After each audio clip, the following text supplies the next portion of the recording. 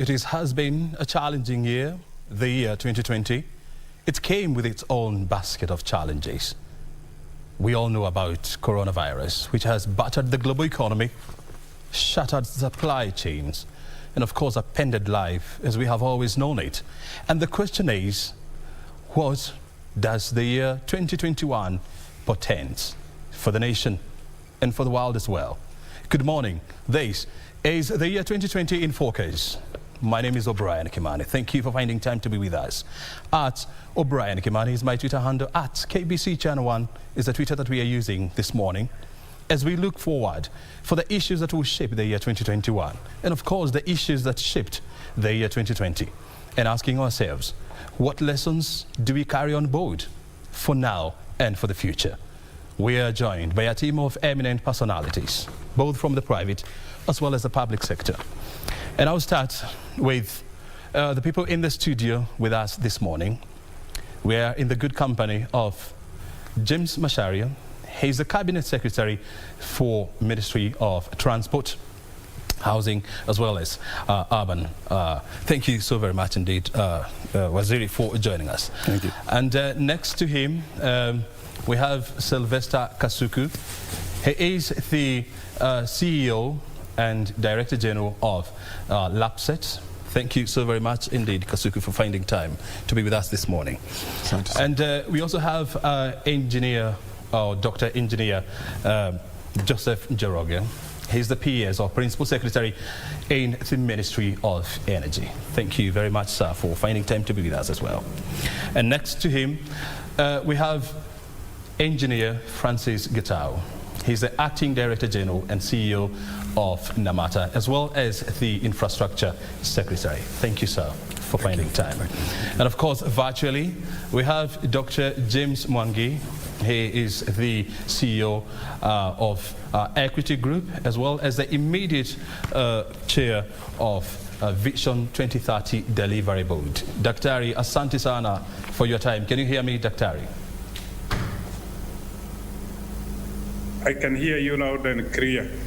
Thank you very much for finding time as well to be with us. We'll also be joined by the CS or Cabinet Secretary in charge of Trade and Industrialization. This is Betty Minor. She'll be joining us shortly, but we already have the team in studio with us. The whole point is to look at the challenges that we went through as a nation, how we overcame them, and of course, the lessons that we carry into the year 2021 and beyond. Welcome, as I said, your contribution is highly welcome at O'Brien Kimani, at KBC Channel 1. Keep them coming. I want to start with you, gentlemen. First of all, I want to start with you, Kasuku. In 1 minute, how would you describe the year 2020 for you? Thank you very much, O'Brien. Definitely the year 2020 can be described as a challenging year, a year that called for innovation, it called for creativity, it called for thinking outside the box, and it called for strategizing on how we can be more resilient to challenges that are of global nature, and that also really does show us where we have deficits that we need to address. Mm-hmm. Yeah. We'll definitely be addressing those issues, the issues of challenges and deficit and how we manage to overcome them. Coming to you, Waziri, how would you describe the year 2020 in 1 minute? Well, if I could describe it not in 1 minute, but just one word, is very, very challenging, not just for my ministry, but I think for the entire globe.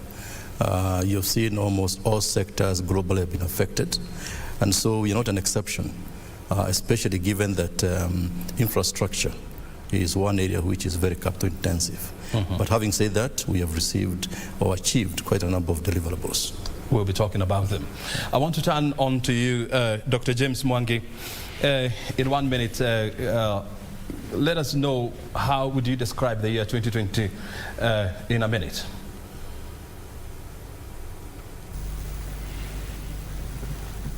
I would describe this year very, very challenging and eventful year that changed the way we look at things. With performance in terms of balance sheet and profitability.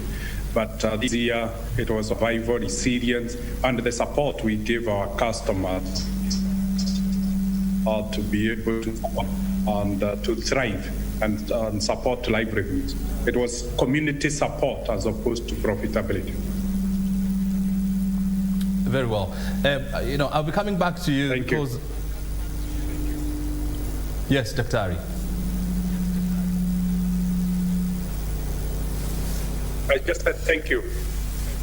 Yeah, well, I'll be coming back to you because one of the success stories in the banking sector is the fact that Equity Group became the first 1 trillion shillings bank, not only in Kenya, but in the greater East African East and Central Africa, and we'll be coming to discuss these success stories of the banking sector. So I'll be coming back to you. I want to go to Engineer.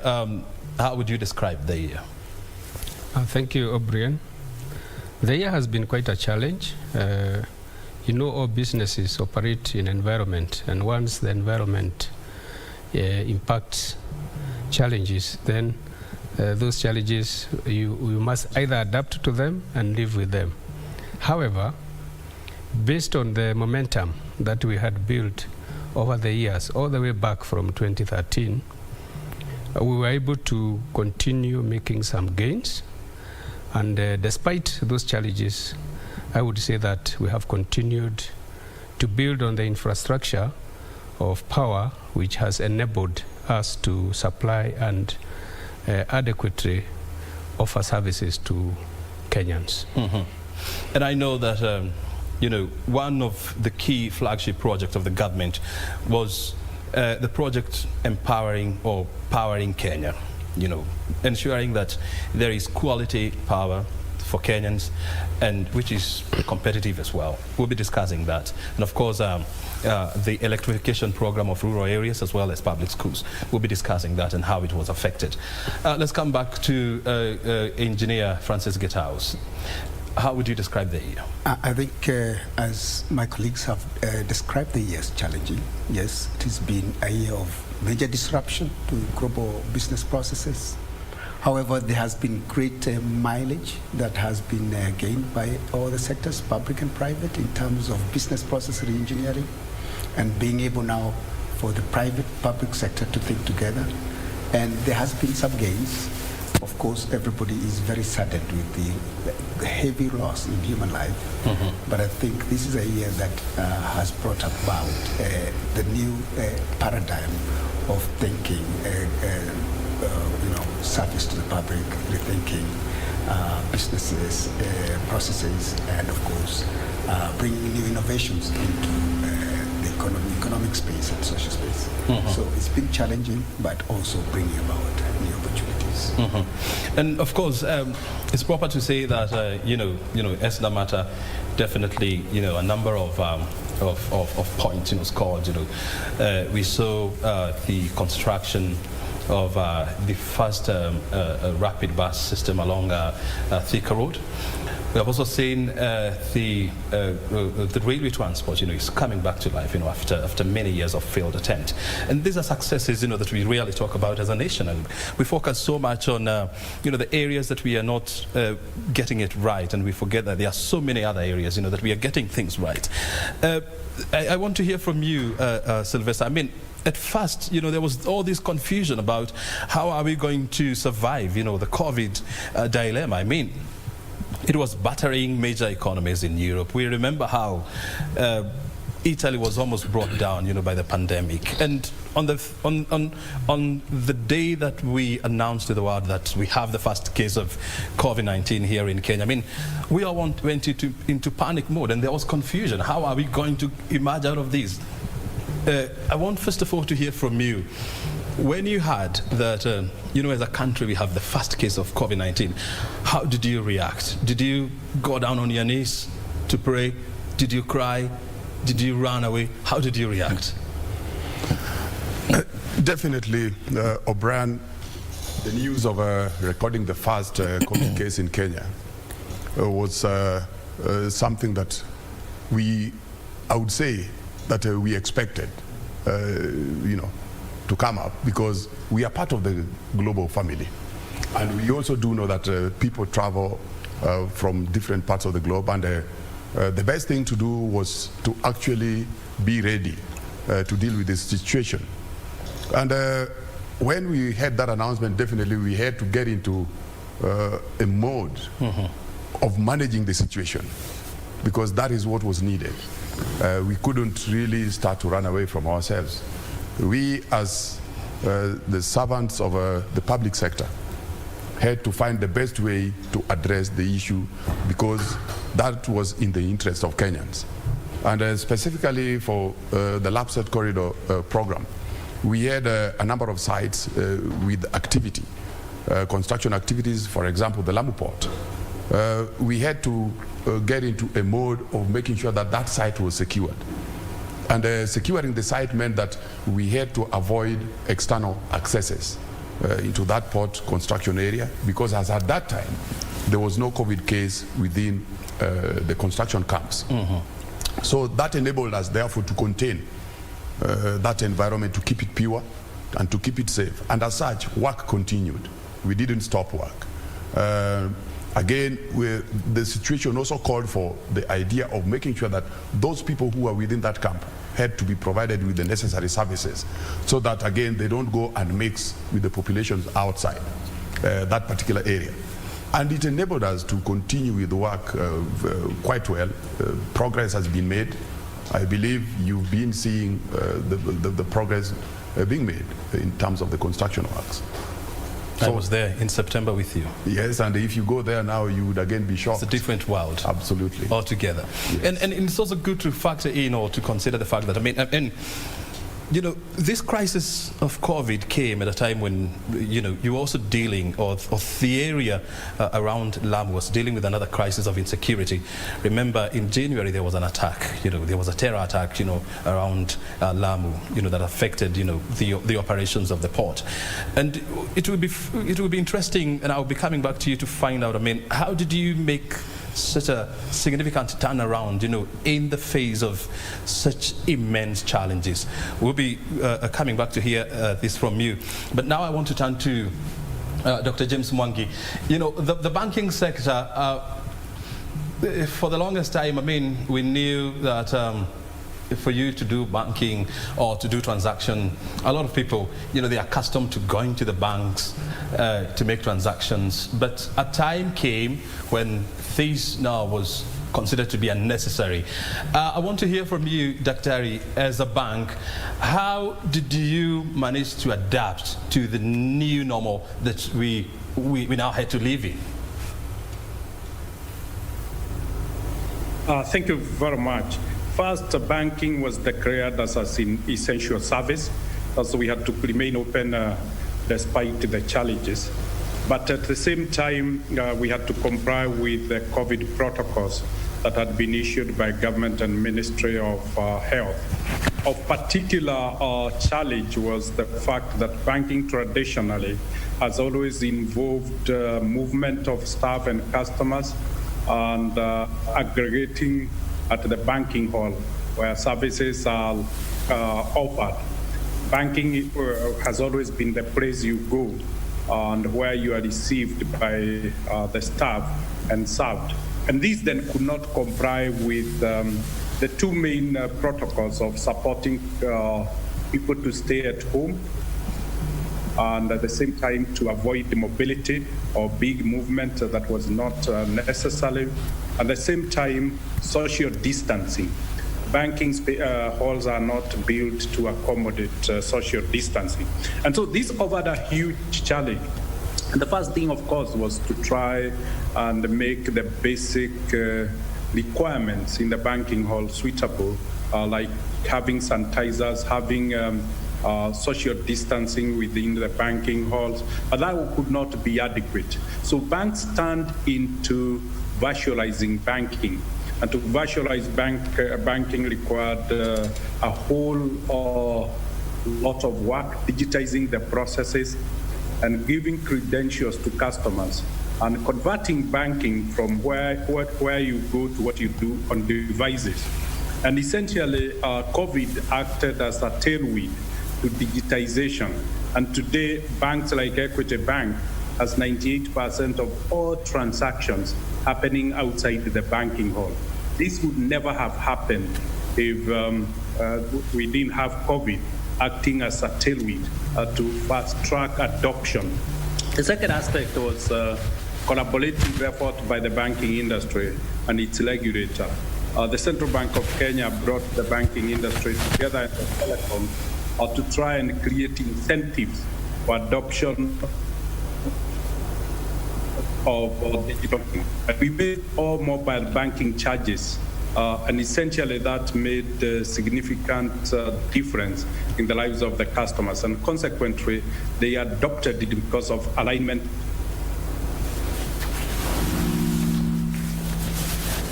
of interest. And that was more of our banking industry, making it very resilient and adaptive to the environment. And truly, we can say the banking industry has been fully transformed. Very well. Thank you. I'll be coming back to you, Dr. because we would want to find out, when the moratorium was placed on payments of interest. This, of course, had a knock-on effect, on the banking industry, and we'll be coming back to find out. As a banking sector, how has this somehow turned out to be? Is it a crisis now? Is it business as usual? So I'll be coming back to you. But let's now turn on to Waziri. If there was a ministry that was tasked that had a lot of responsibility in ensuring that first of all, Kenyans get from point A to point B when they are safe, and ensuring that the roads were clear, transport was efficient. It was absolutely your ministry. And we have always known that the public transport in this country is not the best. I know there has been a lot of effort being made to try and make it efficient, but somehow it worked. What magic did we pull? Thanks, Brian. I think before I even comment on what happened to the public transport, there's a question you did ask my colleague Kasuku about what happened the day when it was announced that we have COVID. Until then, most of us, if not all of us, never believed that it would ever come here. It looked to be a myth, a disease which was out there in Wuhan in China, but not in Kenya. But on that day, I still remember very well, because at personal level, the same day when we had this young lady flying from the United States, and was determined when she arrived here to be COVID positive, the same day my daughter was flying from the US. And so obviously it did raise quite a bit of personal anxiety, because that's the first time as a country we are facing COVID. And so at personal level, we had to take precautions, but also now at official level, business level, which is what you are saying, we did determine as government that in terms of transmission of COVID, 90% of it was as a result of public transport. Yeah. In particular, the matatu industry. But even going beyond the matatu industry, we have other subsectors within my ministry. We have the aviation sector, Kenya Airways and all these other airlines.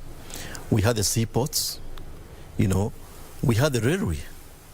And so we had to take a fairly quick decision ourselves to make sure that we mitigate now what had come on us.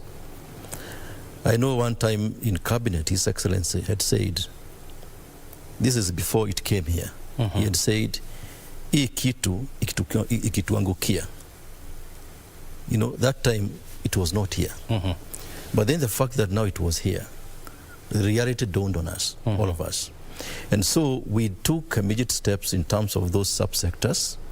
Matatus, we galvanized everybody in terms of the 6 federations of Matatus to make sure protocols were followed from day one. We provided them with the free sanitizers. We visited all the bus stations and so forth. And so a lot of work was done. We directed immediately that for the railway, the SGR would only carry 50% capacity.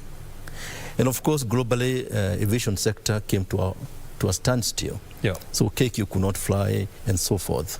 Even seaports, we had to make sure that we actually took immediate action to avoid now passengers coming with COVID. And I'll explain later in terms of some of the other key infrastructure investments which we did to mitigate the onset of COVID. Very well. And it's proper. I mean, you're talking about, you know, transport, you're talking about railway, you're talking about sea transport, you're talking about, you know, the public transport. And as a country, we know that almost 90% of our imports and exports, you know, is through seaports. And this is the one area that was completely affected. We'll be coming back to you to discover more. But I want us to appreciate that the CS for Trade, Betty Maina, is finally with us. Good morning, Madam CS, and thank you for finding time to be with us. You're most welcome for this program. And I want to turn to you now and discuss the issues of trade.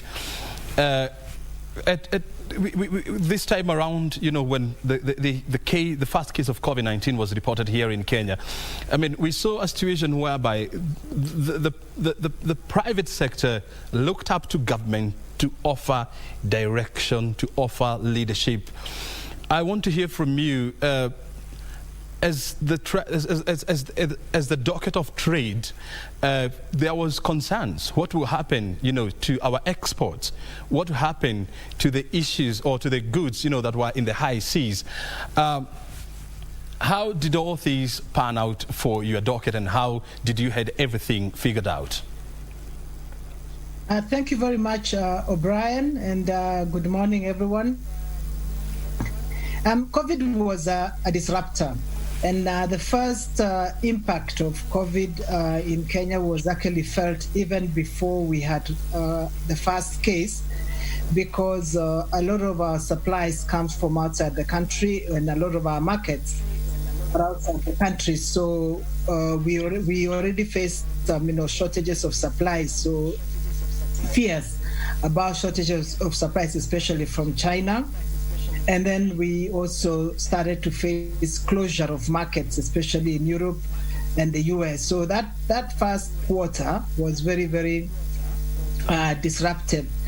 But people still, managed to rebound quite quickly.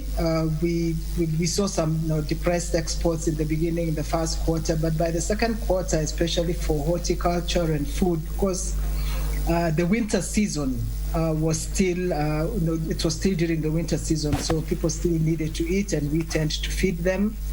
And thanks to the support of colleagues like CS Macharia, who were quickly able to organize the supply chains, especially for exports. China picked up by the end of March, April, so supplies of raw materials also started to come in. There were fewer boats, but we certainly did see a rebound from the second quarter.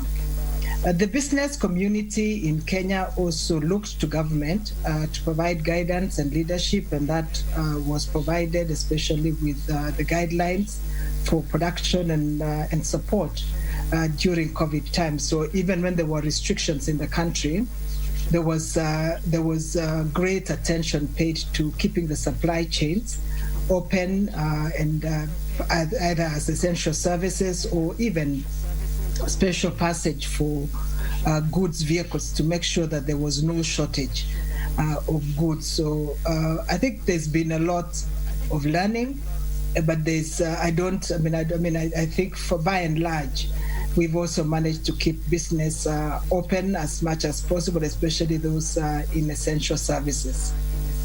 One of the issues that we forget quite easily is that, when in most countries around the world, when cases of COVID were reported, there was scarcity of some goods. Like I remember, in the US, there was scarcity of even toiletries. There was scarcity of face masks.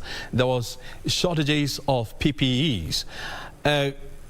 In Kenya, even when the case was reported, we didn't experience these on a large scale. How did we ensure that we kept our export and import flows, in a seamless manner?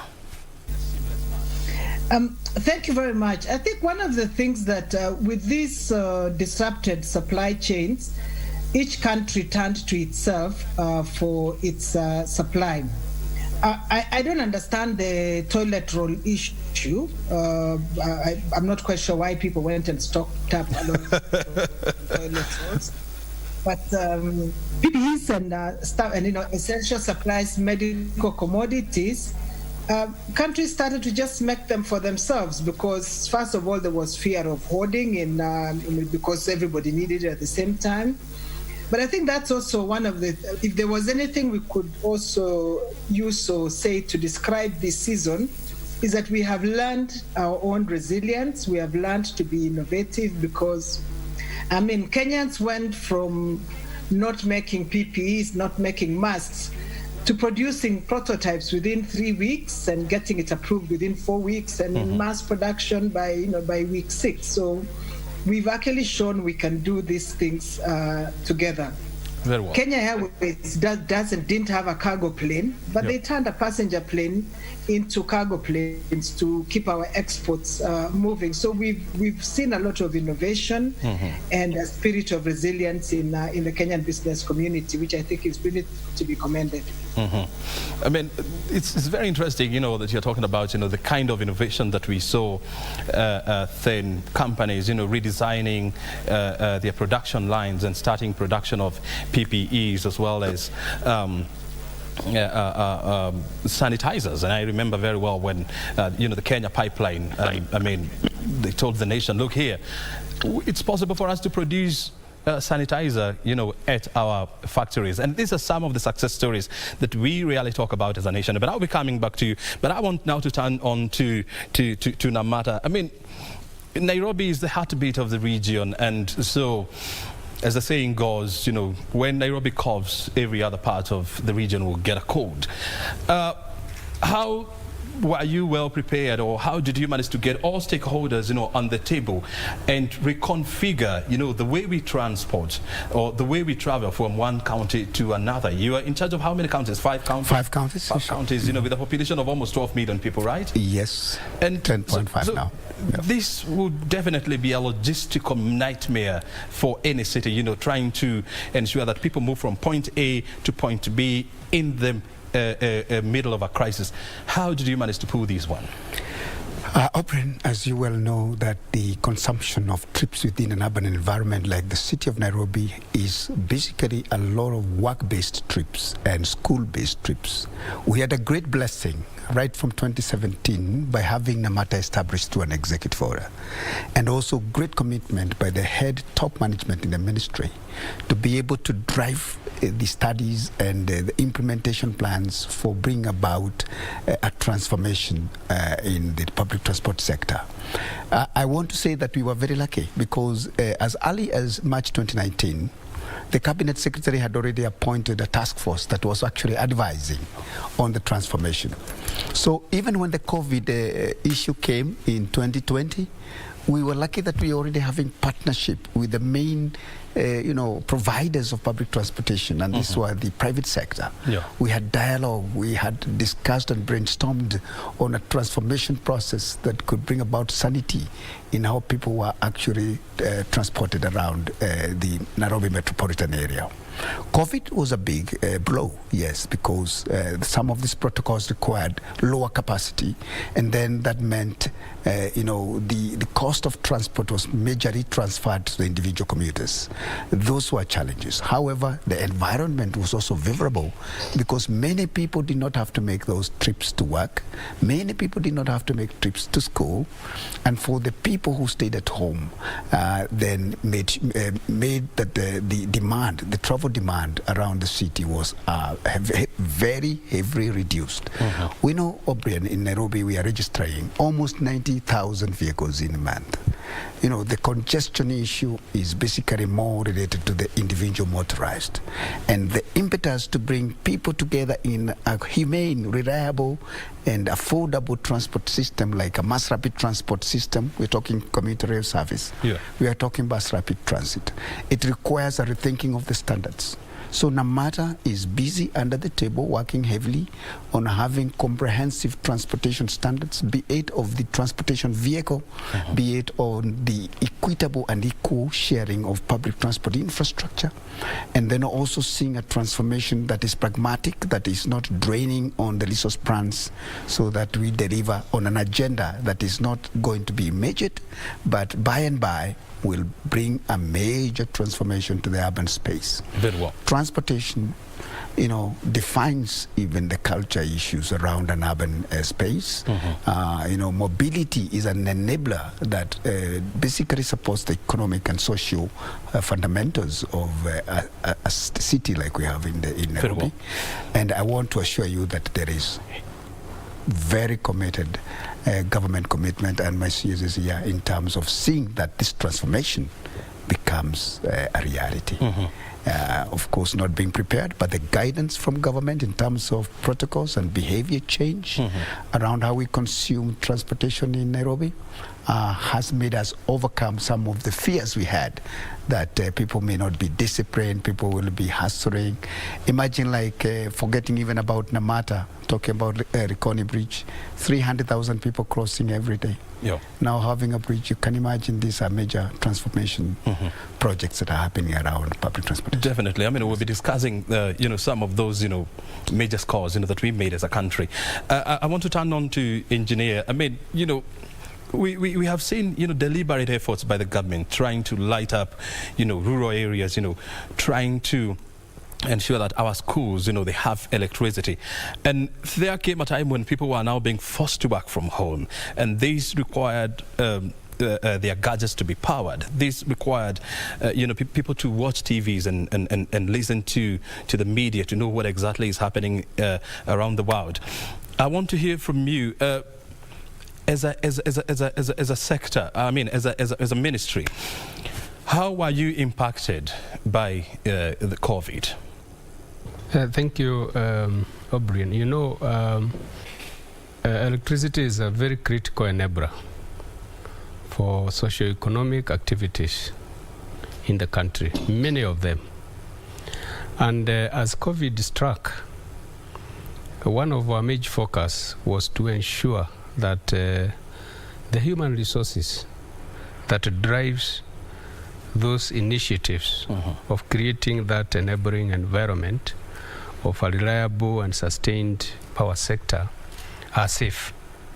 And therefore, when we came up with a task force, which was multi-sectoral, basically looking at the impact that the COVID might have and the mitigation measures that we need to put in place, we first focused on the human beings to ensure that they are available, because if you do not have those human beings, then you will not be able to sustain the provision of that service, very critical service, which was even more important because when we talk about more production of masks, more production of PPEs, and you very well know that most of those products started being produced here locally.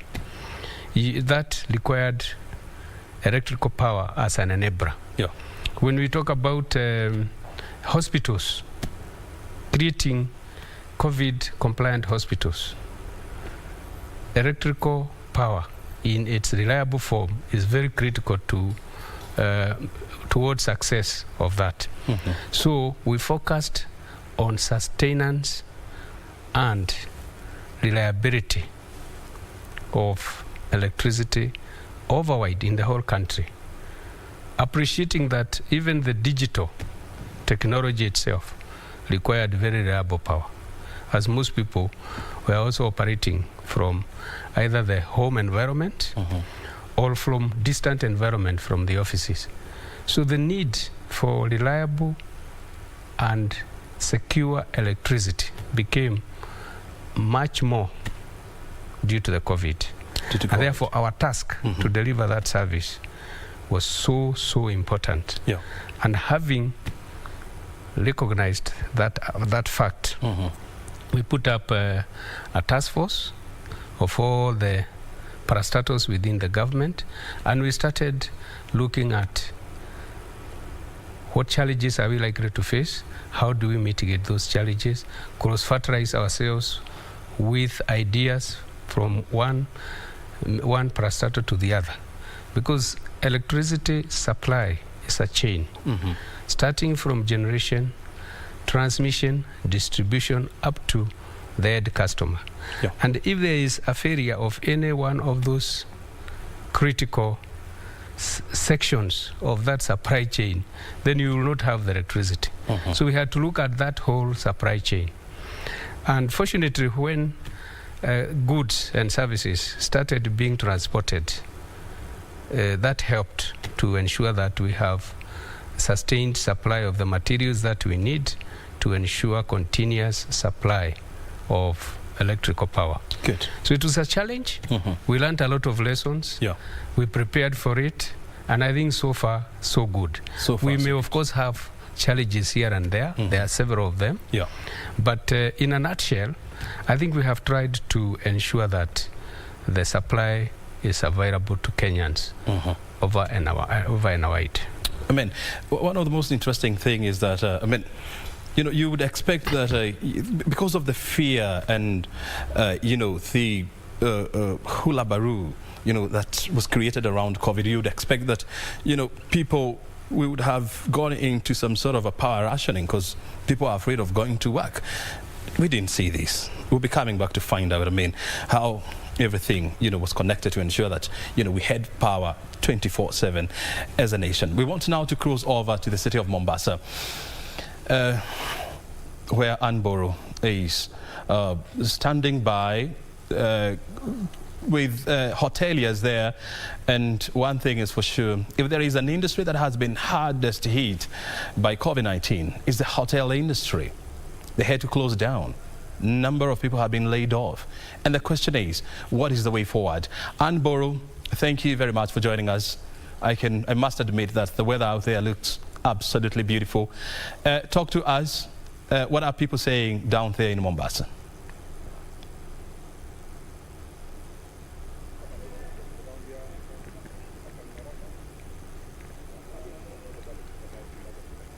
Anboro, can you hear me?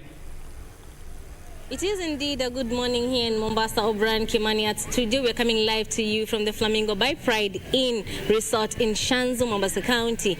And what we're discussing today is about the events in 2020, because 2020 has been a very hard year. Keeping in mind, we've been having the coronavirus pandemic worldwide. And in the coast region, tourism is the backbone of revenue here.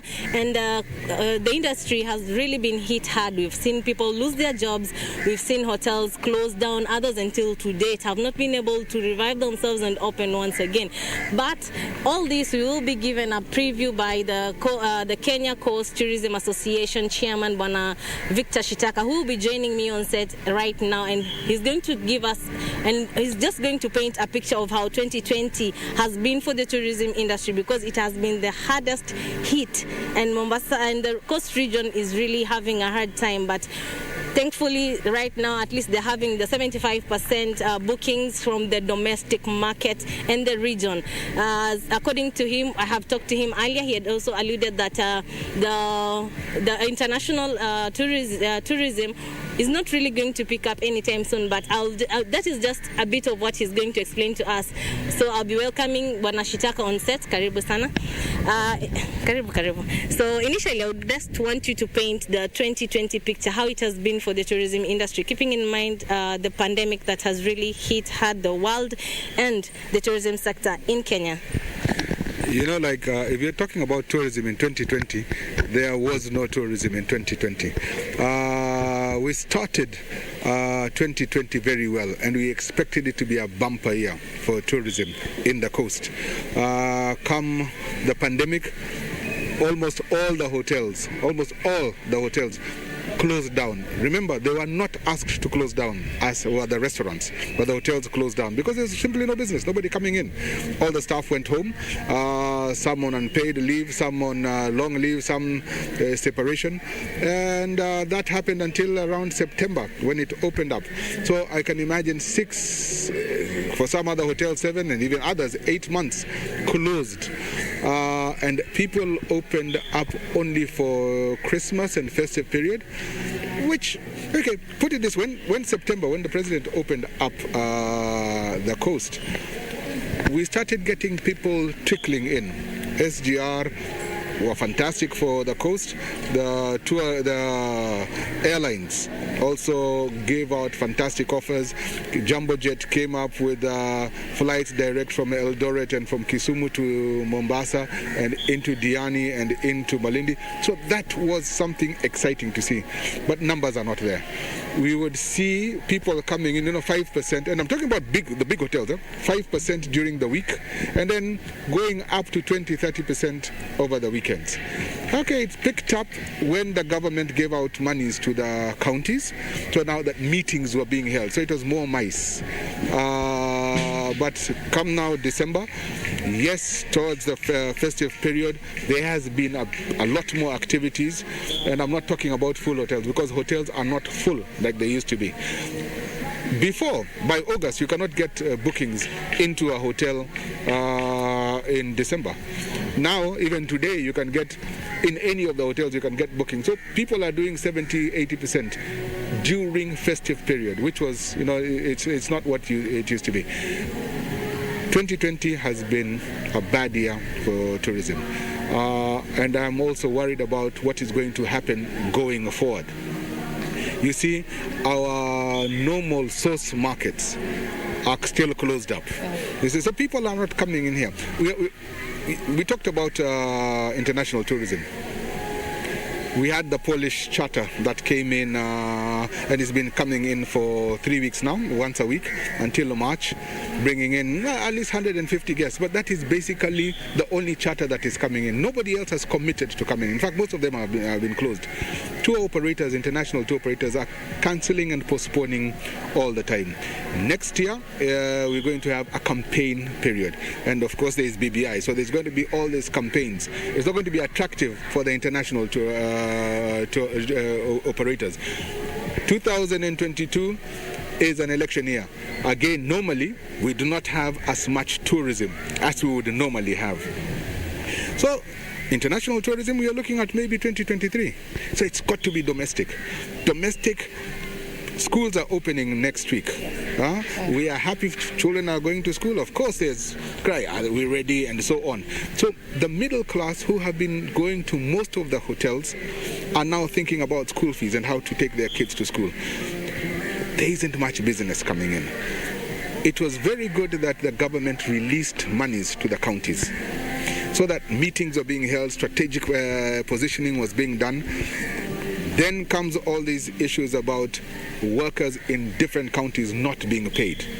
I am told in some of the counties, in the 6 counties that we, Kenya KCT, look at, some people haven't been paid for months. Yeah.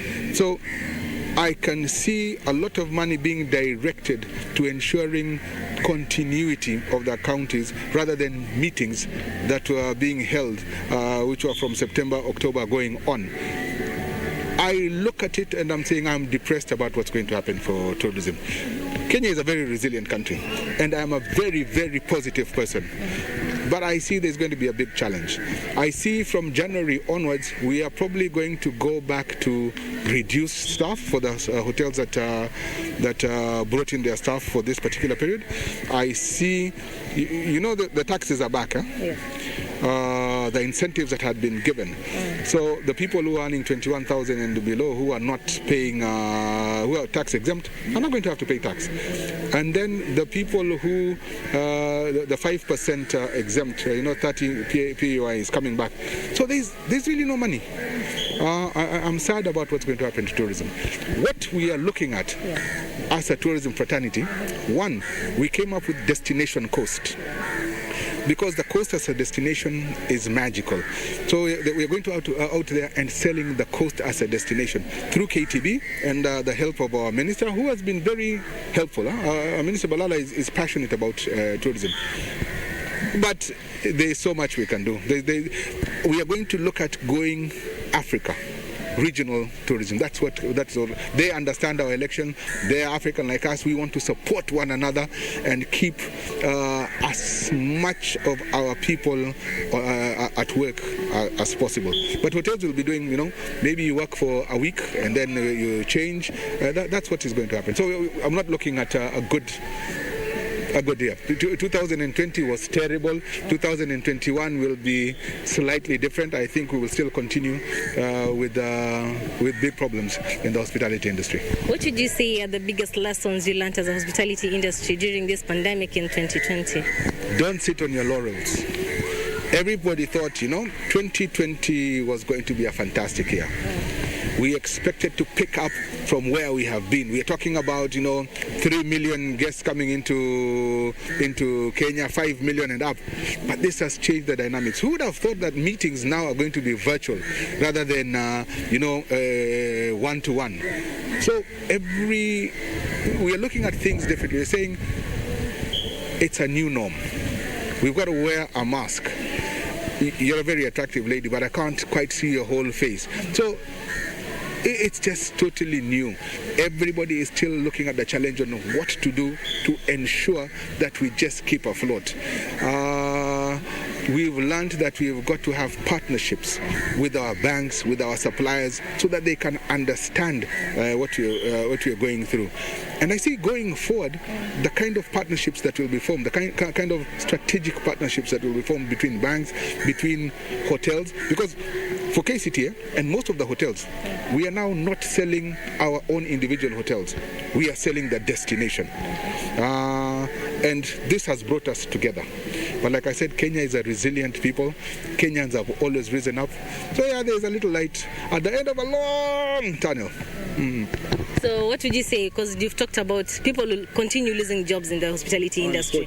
What exactly would you tell the people who have done hospitality how to go about the whole issue? Because as you know, the coast region really depends on tourism, and when you're talking of tourism being on the downhill, what should they expect?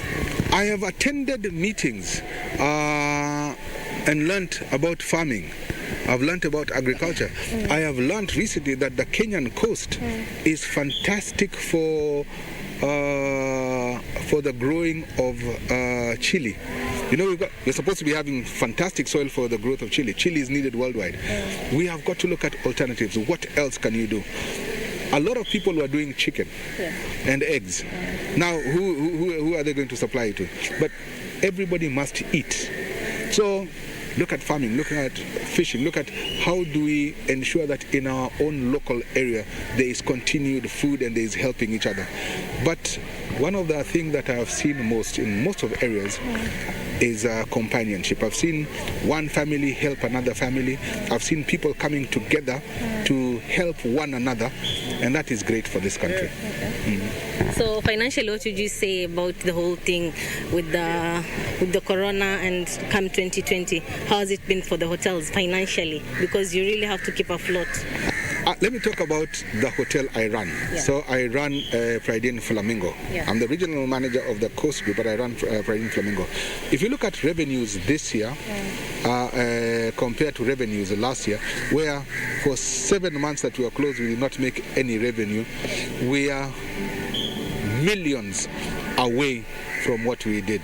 You will have heard that we've lost 18 to 20 billion already in the industry in this short period. So we are going to suffer financially. Banks are starting to say, look, okay, we've given you a moratorium for a particular time, but I mean, we've also got to service our own financial obligations. So I don't see money coming in. The country is already in debt, okay? With all these calls by different fraternities. There's a medical, soon the school people will come in and say, look, we need more money. Where is this money coming from? So I'm looking at a financial difficulty in the whole country, and especially the tourism industry. You've talked about selling Africa, as a domestic market and Africa right now. You're not selling international market. What would you assurance that you're giving to the African market and domestic market when they come to the hotels? Are they safe enough to be in these hotels as we continue fighting this pandemic? In terms of safety, yes, the tourism industry has done everything to ensure safety. The protocols are being followed. And this is all through our country. So, and we are no longer worried about security like we used to before. So Kenya is a secure place. Protocols have been put up. That is why there's a reduction in numbers of people who are getting the disease as reported. Okay? So I can assure you one thing: wherever you go, protocols have been put up, and you, as the client coming in, you've also got to take care of yourself. That's why you're putting on a mask. That's why I'm putting on a mask. I know you, Anne, and I should say, look, I know Anne, so I'm not going to put on a mask. But we've taken the precaution to care for each other, to protect one another.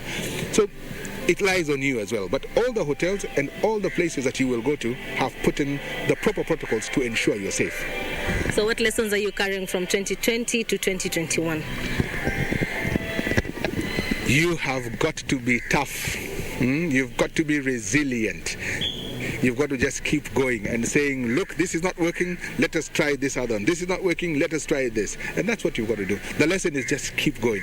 There's that thing that people always say, when it gets tough, the tough, keep going. Huh? Yeah. That's so.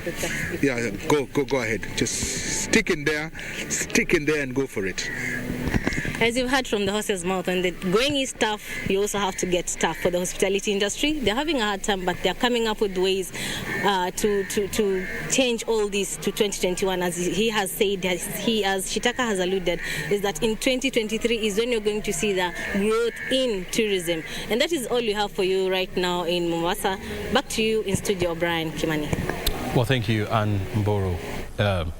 Your guests there talking about, number one, innovation, number two, diversification, and then number three, re-engineering. For you to remain in business, those three must apply.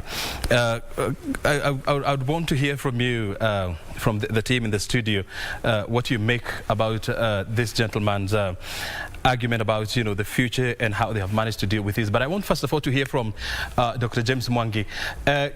This man is raising a very interesting topic. Come January, people will be dealing with school, going back to schools, and of course, we are likely to see the resumption of the full taxation measures, that were put in place to relieve the suffering of Kenyans. Dr. James, what advice would you be having for the hotel industry and as the banking industry? What kind of support are you ready to offer to the hospitality industry, which is one of the hardest hit by the pandemic? Thank you very much. I think he told it as it is. And for the first time, both as a business community, as a country, and as a community, we have to work together. This was a pandemic initiated crisis that quickly became an economic crisis affecting everybody. And until the root cause is solved, we would have a lasting solution. And anything we take other than where we repurpose our factories, we repurpose our hotels, we repurpose our businesses, it will simply be cosmetic. Banks must strengthen their capability and resilience to support particularly the borrowers, because as it was well articulated, the cash flows has dried out, and borrowers pay loans from cash flows. So banks must really be able to take a long-term view of accommodating their clients. Banks have to deal with the challenge of cash flow disruption. They must protect their capital. They must protect their liquidity. So it's a huge challenge. But I think working together, government coming in, international community, international financial system, then the financial sector will play the pivotal role of stabilizing the entire industry. If the financial sector acts irresponsibly, then what we will have is systemic failure of business that eventually will crash on the balance sheet of banks, and which may not have the capacity to bear. So there must be patience and resilience. However, business must turn to be very innovative. We must find new green shoots that we can feed on. We must repurpose our businesses. We must be innovative and creative. And we must really see the signals from the marketplace as far as the reallocation of resources, the reallocation of consumption is concerned. So we reinvent ourselves. Businesses that are not able to reinvent themselves will really find it challenging because there is a market shift and it's a systemic shift. So we all must study it, we must align with it and move with it. But the banking industry, we at Equity Bank have committed to accommodate our clients up to 3-4 years. We must really work with them. And until the cash flow starts playing in, like now it's only in March that we shall be calling on the schools to start servicing their loans after they have got school fees for 1 month, for 1 quarter, and maybe serviced outstanding obligations. Then during the second half of the year, they could be able to start servicing their loan. That accommodation is what is necessary. And this accommodation must be a moratorium of both the principal plus interest because of lack of cash flows. Very well. I'll come back to you on the issue of repayment of loans and of accumulation of interest, which of course the business community is raising concern. But thank you for your interjections there. I want to hear from you, Bonasias. I know now, the SGI is back on track. People are moving from Nairobi to Mombasa. I know now the airspace are open. Flights are coming in and out. Just the other day we saw, a Polish flight, coming from Poland, which was chartered flights, which was absolutely, some relieving news. Apart from this, what else do you think can be done to support the tourism industry at the coast, which is almost 80% reliant on tourism? Yeah, thanks, O'Brien. I think one of the fundamental issues which I can mention, and the gentleman from the coast, I think he did mention that, is about certain subsectors collaborating among themselves. Because when we have such extreme difficulties, we would have some very, very robust collaboration for any of the sectors to survive. I'm glad to hear Dr. Mwangi Aki saying about how they are working to support their clients who not necessarily in the tourism sector, but also broadly in terms of business. And this is a collaboration which you actually help countries, not just businesses, manage through this, these challenges which we are facing. If we do not have collaboration among all sectors, people will realize very shortly that no single business operates in a vacuum. And so, coming down to the transport sector, the tourism sector, I must say we've been having actually very, very robust discussions with my counterpart, CS Balala, to see how we can create a service chain where, say, for example, the SGR is carrying tourists, either international or local, but with one package. whereby they get to Mombasa, for example, and the hotels there are part of the package. We're even actually discussing how we shall have dedicated trains, some of them economy, some of them business class, where these tourists, you know, that they are paying, you know, at one point, but they have a service across the entire, you know, service chain, all the way from the airport, you know, going to SGR, going to the hotel, and even within Mombasa, the kind of services which are provided within the coast. That is the way these small businesses which are in this tourism sector are going to survive. Let me also say that countries which have been faced with this kind of situations, even before COVID, you can see how successful they became, because they learned to be innovative, they learned to be resilient, and because of that, they developed their own inbuilt capability to survive turbulent times. And you can mention a few. You remember even South Africa, when there was apartheid, they were left to do things on their own. And that's how the economy of South Africa actually did develop the way it developed. Look at a country like Israel, for example. The same thing. They developed in-house and inbuilt, you know, intra-country capability.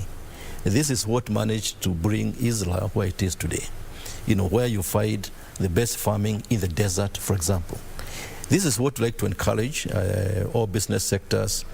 And we, as government, our role is to facilitate, to make sure that indeed they are given all the support they require. And coming down even to some of the subsectors which we have, like say the aviation sector.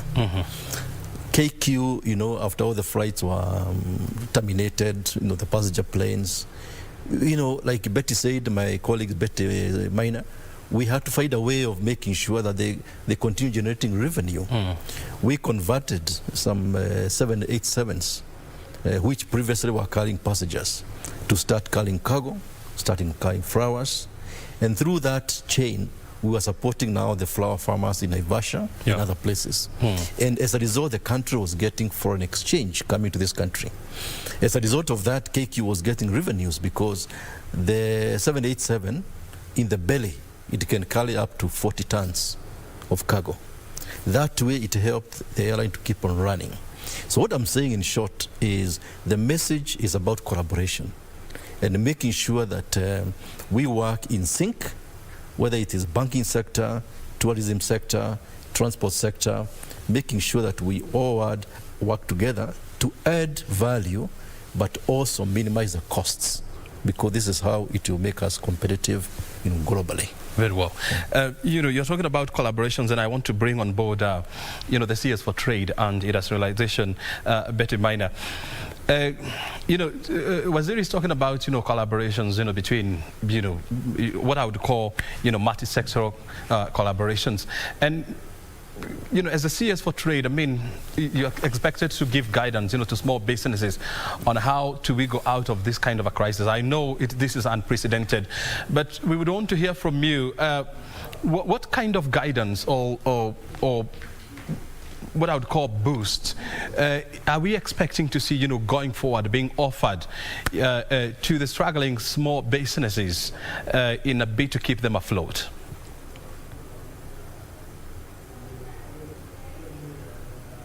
A lot of collaboration in different business sectors. The government itself has made available some resources to support small businesses with the credit guarantee scheme, which the banks have signed on to, and that's 100 billion shillings of credit guarantee that will be mobilized from both the private sector and government.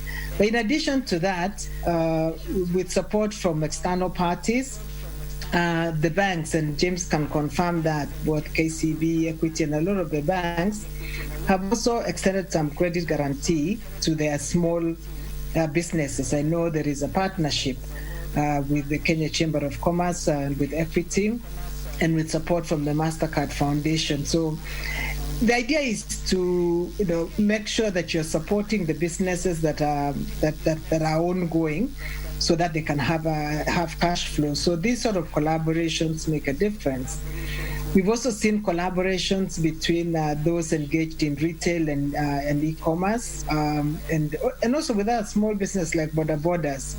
Many people during the times of restrictions couldn't go to the market, but an alliance between Mama Bogas and the market women with Borders ensured that people could get their supplies. And these are not things that were stimulated by government, they were also stimulated by business. Actually, the rise of e-commerce and delivery services made it possible for many businesses to run and to service their customers, and a lot of this to continue being called being brought to, being expected of us. And I think the innovations that we are discussing, for instance, between the hospitality and the transport sector, would make it possible to see some businesses.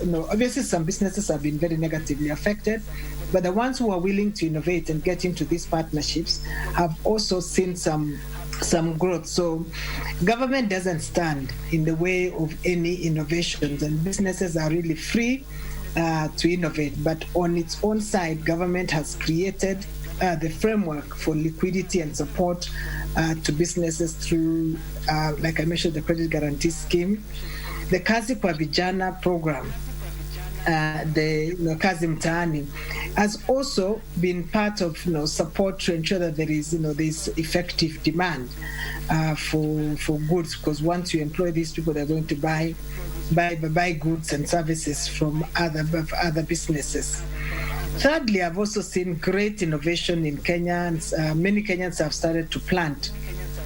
Basically go into agriculture, plant own food, so they don't have to go to the market to supply. And those who haven't can benefit from those who have planted. And fortunately, we had good rains this year, and we've had good supplies of food, and that will continue. So I think we will be calling upon all our business people to work in a very, very collaborative manner to service each other as we go through. This is just one crisis we've gone through this year. We do not know what next year holds, but certainly the spirit of resilience and the spirit of innovation will tide many businesses over. To find out, what kind of innovations, what kind of collaborations, you're expecting to see, as the year 2021 progresses. But I want to come back to Sylvester here. We were discussing, the progress of LAPSET, a mega project, by all standards. I was there in September, and I'm, it made me appreciate, the level of development that is taking place, around, Lamu. One question that, still baffles me is, there was terror attack in Lamu, sometimes in January. Then there came, COVID with its sets of challenges. But still, you got there, you see a lot of, progress being made, to ensure that the ports and the baths, are ready for business. How have you managed, to pull these one, in the midst of this pandemic and the terror crisis?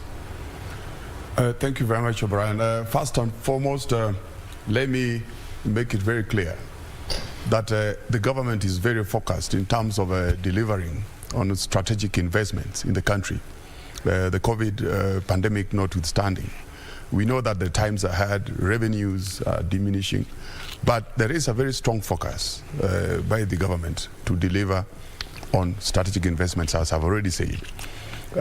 Number two is that, yes, you mentioned, you've talked about the attack that happened in Lamu, but we all know that terrorism is a global phenomenon, and as such, this is not the first time that we could have witnessed such an attack within our own land. And the government, again, as I've already said before, has all the necessary machinery, has the necessary human capital, has the necessary resources within the security sector to ensure that the country doesn't get a shock when such a situation arises. And as such, a lot of effort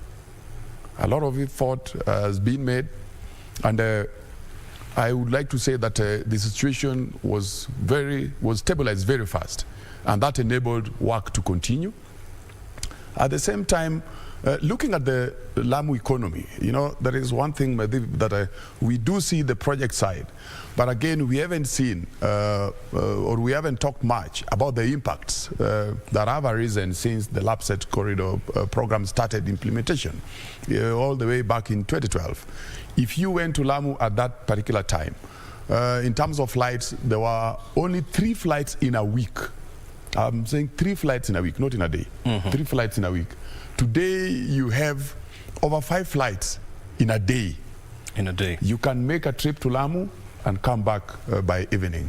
And in fact, the airline industry actually increased the number of flights during this particular festive season. And Kenyans, among many other people who are interested in tourism, have actually filled Lamu. And business is booming in Lamu.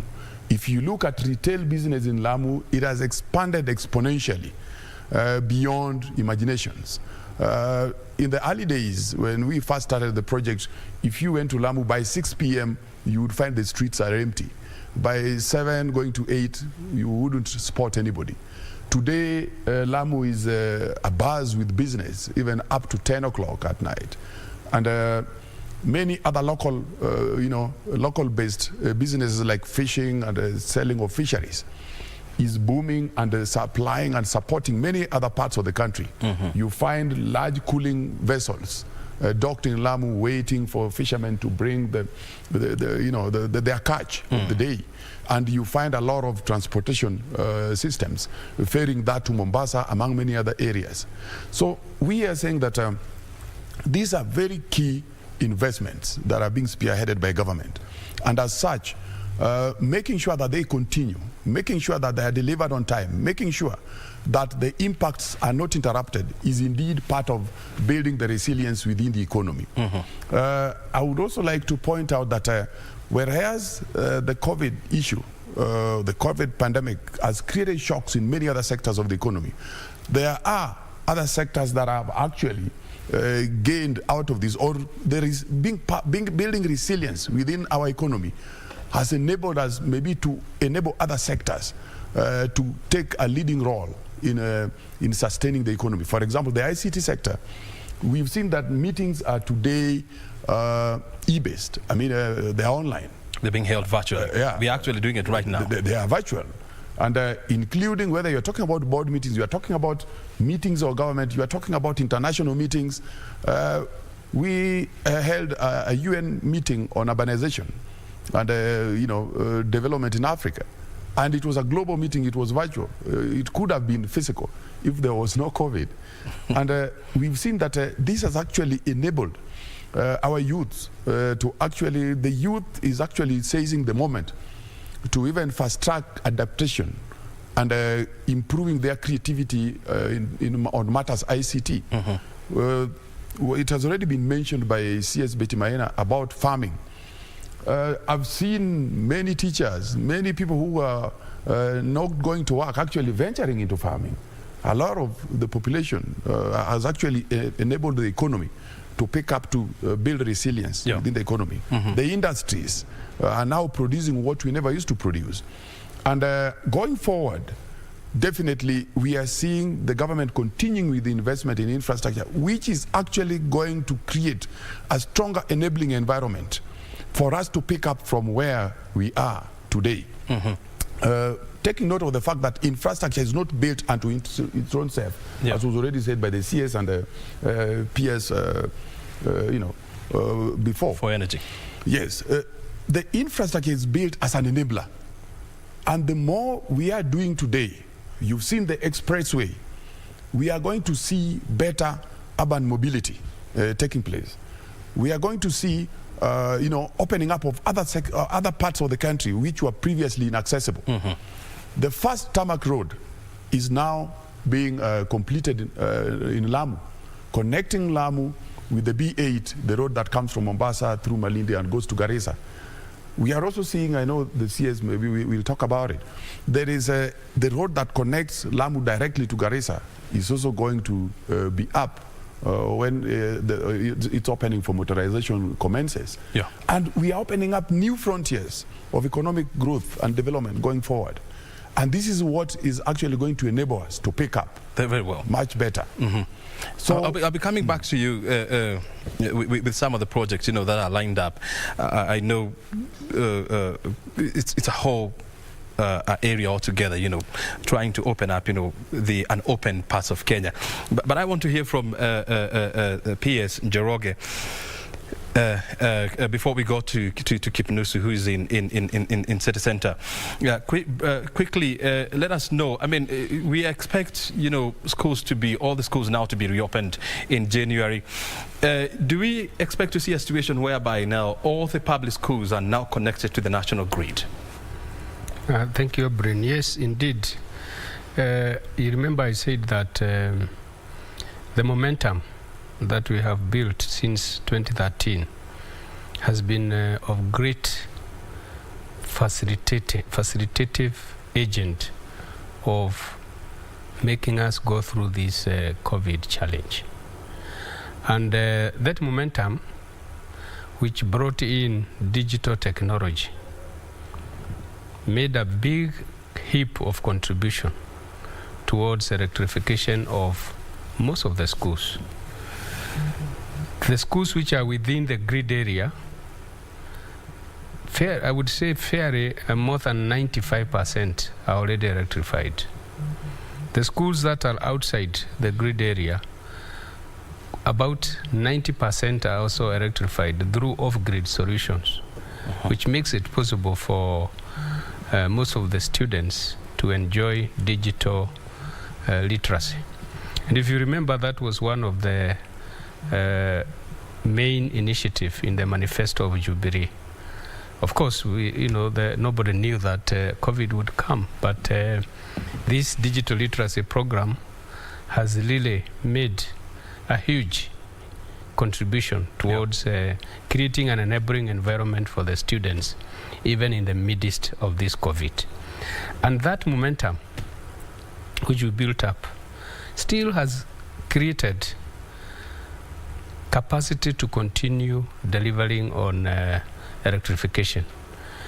From 2013, we have more than tripled the number of customers connected to the grid. There were 2.3 million at that time. We are now at about 7.7 million. So you see, that is more than tripling the number. Last year, we still managed, even in the midst of the challenge, we still managed to connect more than 500,000 this customers. Year, you mean? Yeah, so this year. Yeah. And we look forward to connecting more people a similar number in 2021. In 2021. Very well. So we have not fallen off our target. We have not fallen off our track of creating access to as many customers as possible. And access was conceptualized in the Vision 2030 when it was brought on board. Because when we talk about making Kenya a middle income industrializing nation, so that it offers good quality of life to its citizens, you cannot be a middle income without significant consumption of energy. Indeed, there is a correlation between energy consumption and the GDP. Most of the advanced countries, what we call those countries which enjoy developed status, they are at the high end of energy consumption. The countries that are at the growing stages are at the low end.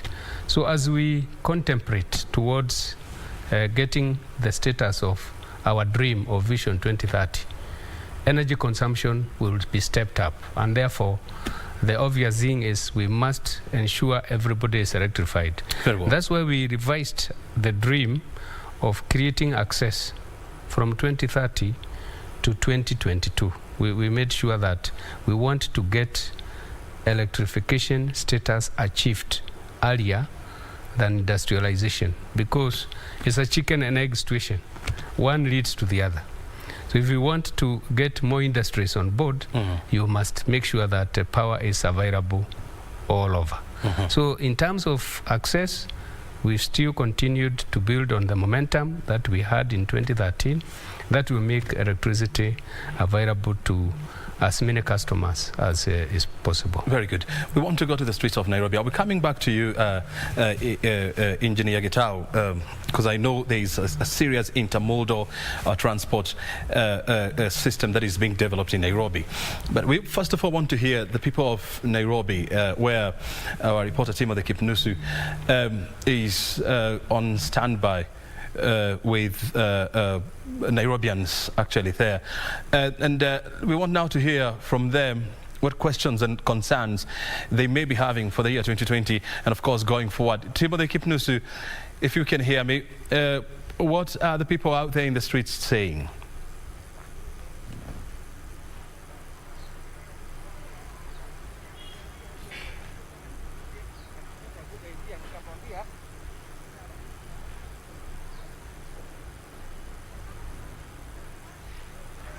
A very good morning to you, O'Brien Kimani, there at the broadcasting house. Yes, indeed. I'm coming to you live from Nairobi Central Business District, Kenya National Archives to be particular, just to have a feel from Kenyans how the year 2020 has been amidst the pandemic, and of course to understand what is their expectation from the year 2021 as they plan to read from a blank page of a book containing 365 days. What are their expectations? Also bearing in mind that school reopening will begin next week on 4th. Are they prepared to take their kids to school, or have they been affected by the COVID-19? Joining me is one gentleman. Many thanks indeed for joining us. Just come closer here. How has been the year 2020 for you, bearing in mind that the country is being actually affected by the COVID-19 pandemic, which struck the country early March? I'm okay. My name is Abena Dundiek. I want to say that it has been a struggle, and you see there are a lot of things we expect in the new year. The recovery channel will be tough, but a little bit we appreciate because of the kind of the joint political venture, so that there's no much criticism that may come to affect the economy, sort of. So if the politicians can come and join the efforts to recover the economy, it will be better off for us to give a leeway for an easy time. Then again, I want to say that we are expecting the BBI to pass, so that this thing of electoral malpractice, electoral foul plays and all this ends, so that every Kenyan feels put on board and everything moves smoothly on this channel of recovery. We have the CS for Transport, James Mashari, and of course we also have Sylvester Kasuko, the Managing Director of LAPSET. What is your question to them in ensuring that as we usher in the year 2021, we have a stable economy? What we need from them is purely service delivery and accountability. If all this shall be taken care of, particularly with the new transport system coming in place, it will be a done deal. Yeah. And perhaps also, are you a parent, babe? And if you're a parent, how you prepared yourself for the year 2021? Do you have fees for the kids? And perhaps also the message to the Ministry of Education? I might have fee for myself, but it's not everybody. The idea is that everybody has been always been reminded of this, and we need not to give hard time to the education sector, the ministry, but at least we need to get a middle ground for each other, so that we can move together. Yeah. Thank you, gentlemen. Perhaps also can get a lady for the purposes of gender equality. Asante sana madam kwa kujiunga nasi, karibu tu hapa. Hali imekuwa vipi wakati huu ambapo tunapambana na janga la corona, na fahamu fika kwamba wewe ni mwanabiashara hapa katika jiji la Nairobi?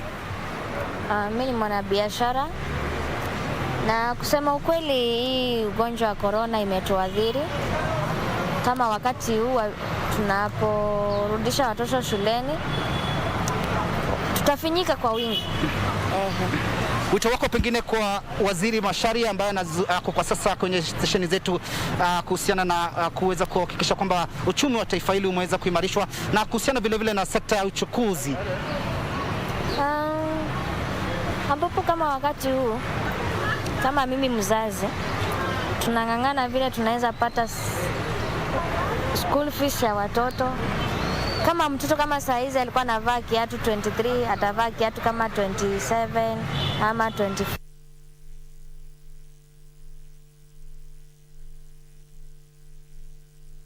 Pengine we can also get what to see in the entertainment world. I'm joined by one gentleman who is a DJ, and of course, as you're all aware, Brian, when you are ushering in the new year 2021, we normally have a lot of merrymaking, and I think this year will be a different one altogether because we have the curfew in place, and therefore the liquor outlets and of course the nightclubs and the concerts will not be there just to usher in the new year. Asante sana kwa kuweza kuzungumza nasi kwenye KBC channel. Unaitwa nani na pengine mwaka huu umekuwa vipi na matarajio yako mwaka 2021 na kuhusiana na kupambana na janga la COVID-19, hali imekuwaje?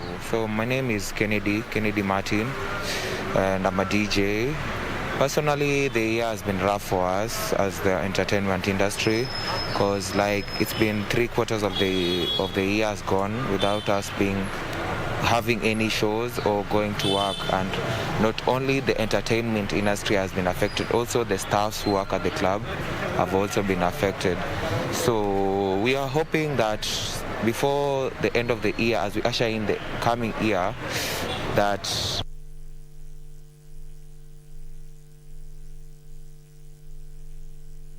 been really struggling, and it's never been easy for any one of us, so hopefully everything will be well. So yeah. Perhaps also, what is your call to the government in terms of the issue of employment of the youth, because we are aware that many youth do not have jobs right now. You observe, you're taking initiative of being a DJ. What's your call to the government for the youth? My call to the government is that they should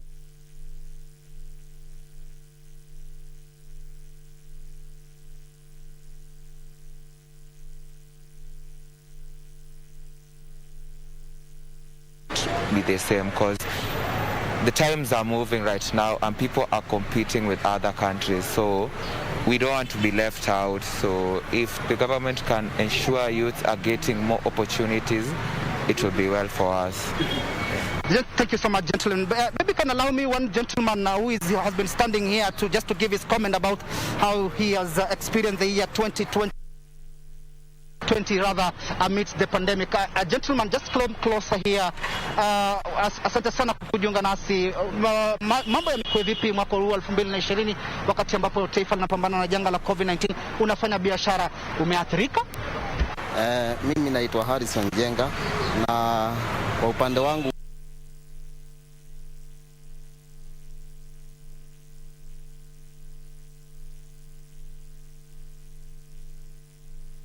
mwaka hii nimekuwa nikijaribu kufanya kazi, lakini imekuwa haina matunda mzuri kabisa. Kwa hivyo biashara yetu iko chini sana. Kwa hivyo kwa upande ya biashara mimi nimeathirika zaidi kabisa. Zungumzia kuhusiana na kuweza kuwapiga jeki, kuwapa mkopo na masuala kama upegero. Unafahamu kwamba kuna ajenda kama hiyo kutoka kwa serikali, na pengine ikiwa bado wito wako ni upi kuhusiana na swala hilo la kuweza kuwapiga jeki kupitia mikopo?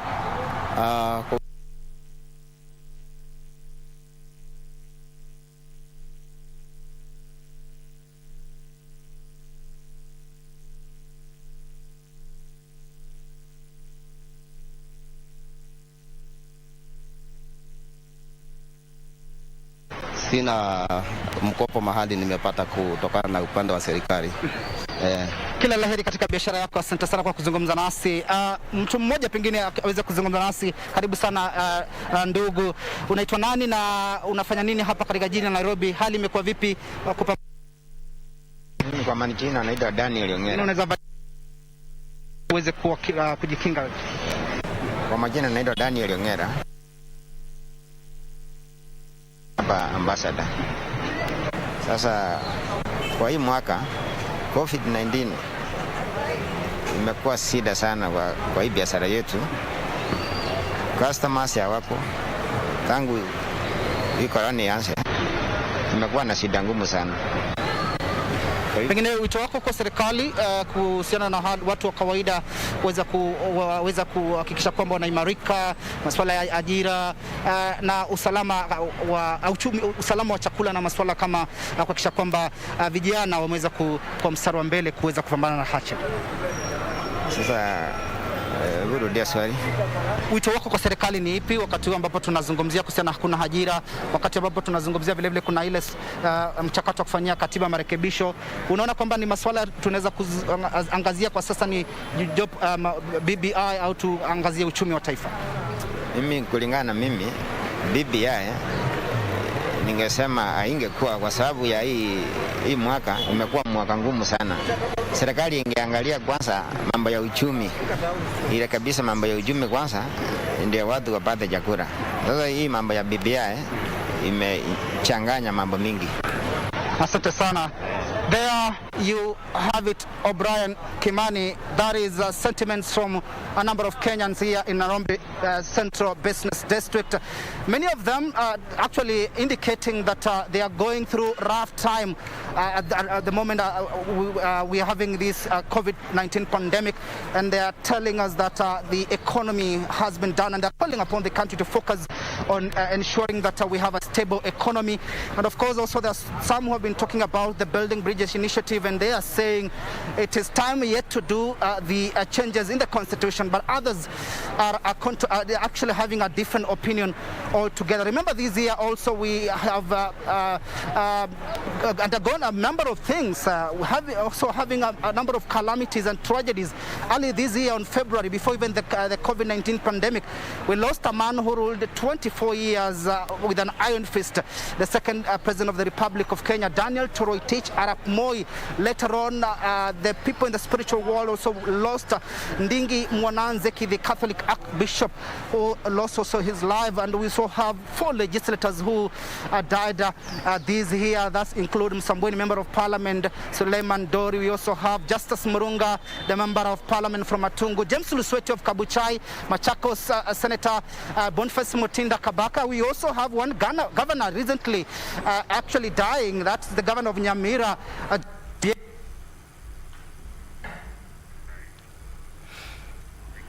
Well, Timothy, thank you very much indeed. And the sentiments that you are hearing in the streets of Nairobi, about tough times, these are the sentiments the world over. But one thing is for sure, tough times do not last. Tough people do last. And it's a question of creating positive hope around the future. And of course, that's why we are here, asking ourselves, how do we make the year 2021 a better year, not only for us as a community, but for the world at large? Those are the issues that we are discussing here. We have learned our lessons in 2020, and the question is, how do we use the lessons learned to improve the years ahead, the year 2021, 2022, 2025 or 2030 altogether? This is a discussion we are having here. We are in the hands of able gentlemen and women. Of course, we're discussing the year 2020, the challenges that we faced, the opportunities, the year 2021, what it portends for the nation. You have heard it all from these people in the studio, and of course, those are virtual. And now I want to turn to the man who is in charge of, or whose task of ensuring that there is a comprehensive mobility system in the greater Nairobi County. And the Nairobi Metropolitan actually consists of about 5 counties: Murang'a, Machakos, Kajiado, Nairobi itself, Kiambu, and Murang'a. I thought I mentioned Murang'a somewhere. And so the task of ensuring that there is seamless interconnectivity in terms of transport, this is the work of not only the national government, but of course, the Namata. The engineer in charge of Namata is here with us. Tell me this, when you walk around Nairobi, and in surrounding areas, you see various projects that are coming up, from the expressway to the bus rapid transport system to the commuter rail system, which is now vibrant, and of course we have also seen the train to Nanyuki. All these projects, once they come into fruition, we are expecting 2021 will definitely be proper in terms of movement. How will they impact the way we move from point A to point B? O'Brien, thank you very much for that question. I had my brother in the city mention a lot of losses. We pray they rest in eternal peace. The corona year has brought shockwaves in all spheres of our lives. Yes, mobility within the city is consumed through various modes. Many of our people are walking, over 40%. Many people are using paratransit, matatu and buses, 40%. The people who are individually motorized, 9 to 15%, going to now maybe stabilizing at 13.4%. So you can see almost everybody in the city is a walking person. So if you look around the city, you can see high quality non-motorized transport infrastructure that is coming up. As our CS talked about collaborative leadership and institutional synergy, you'll see that the mobility plan, which is the map of how people consume travel within the metropolitan area, is going to be serviced through that multi-pronged approach you've talked about. Commuter rail service, a projection of an improvement from a few thousand users to 33,000 users. Now, in fact, the reports you're getting, the commuter rail service is having an excess of 50,000 users in a day. Mm-hmm. You can imagine the rail line alone in the morning is bringing in over 6,000 people.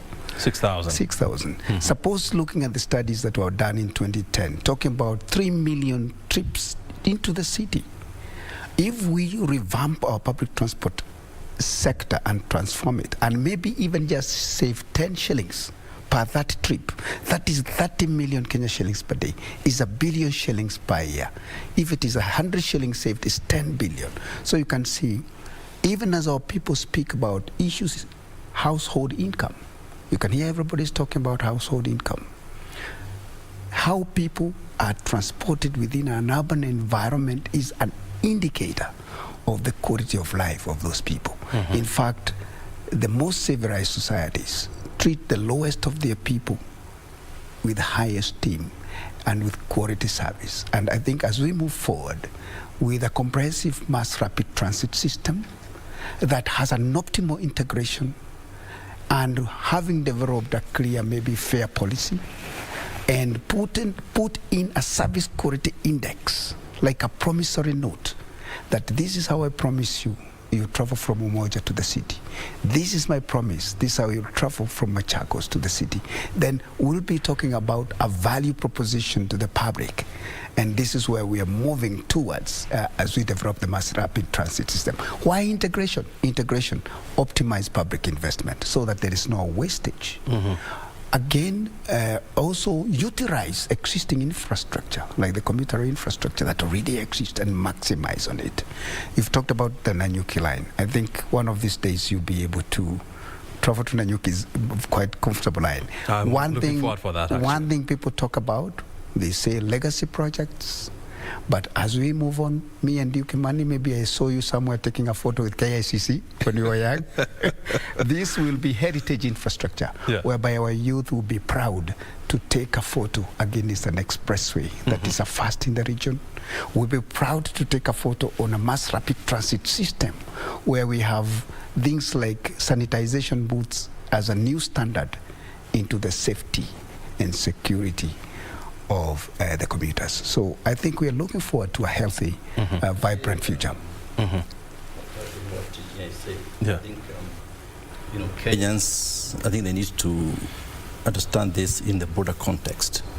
What we did do is until 2017, we were focusing very much on the intercity transport system. That's why, if you recall, we launched Madaraka Express on the 1st of June. And this was the first major project of this nature. after 122 years. That railway had been done way back in 1895. So after doing the Nairobi, which was called phase 1, from Mombasa to Nairobi, and then now from Nairobi to Suswa, and then having now also these highways being done by Kenha across the country, we realized that by doing intercity, yes, it will have a very big impact, but also you must focus on the intracity.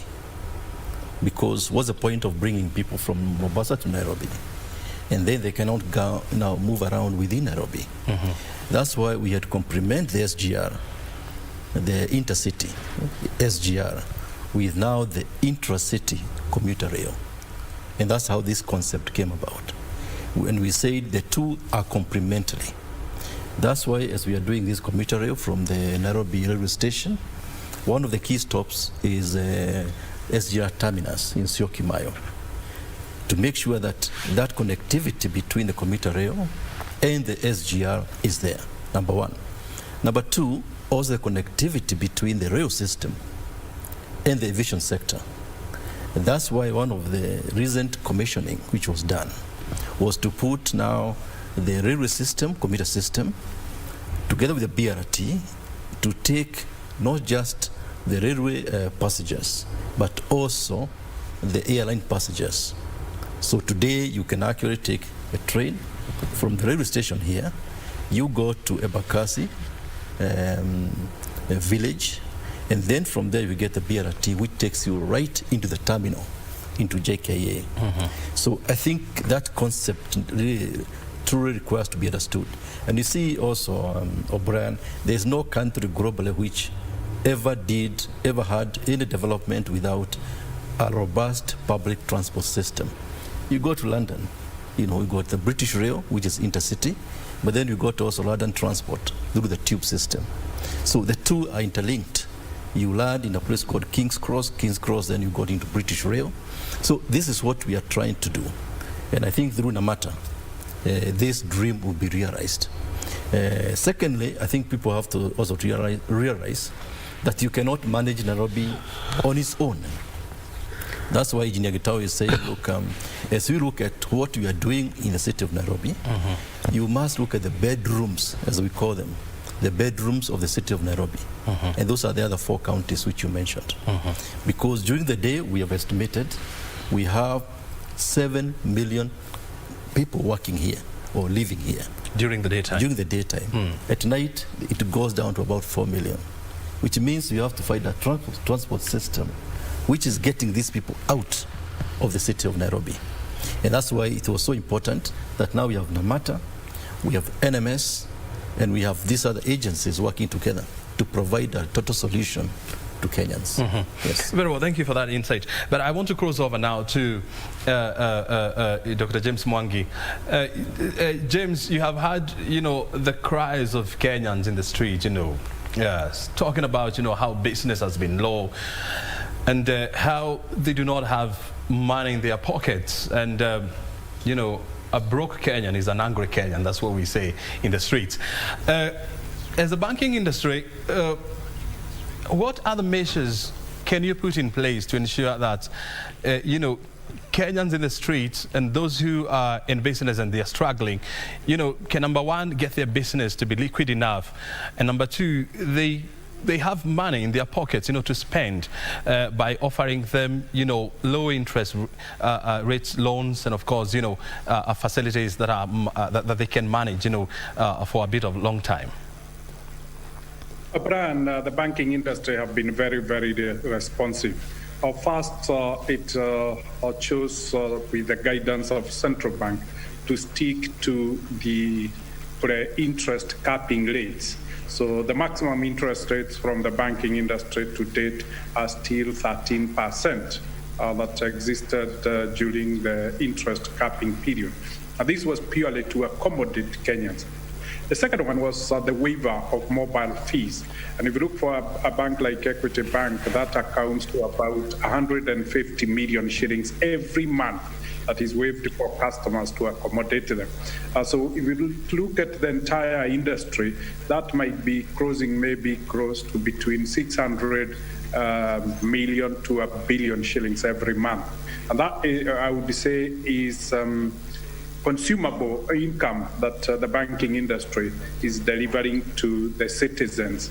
And then if you look at the accommodation, the banking industry has accommodated up to 40% of all our borrowers during this very, very difficult period.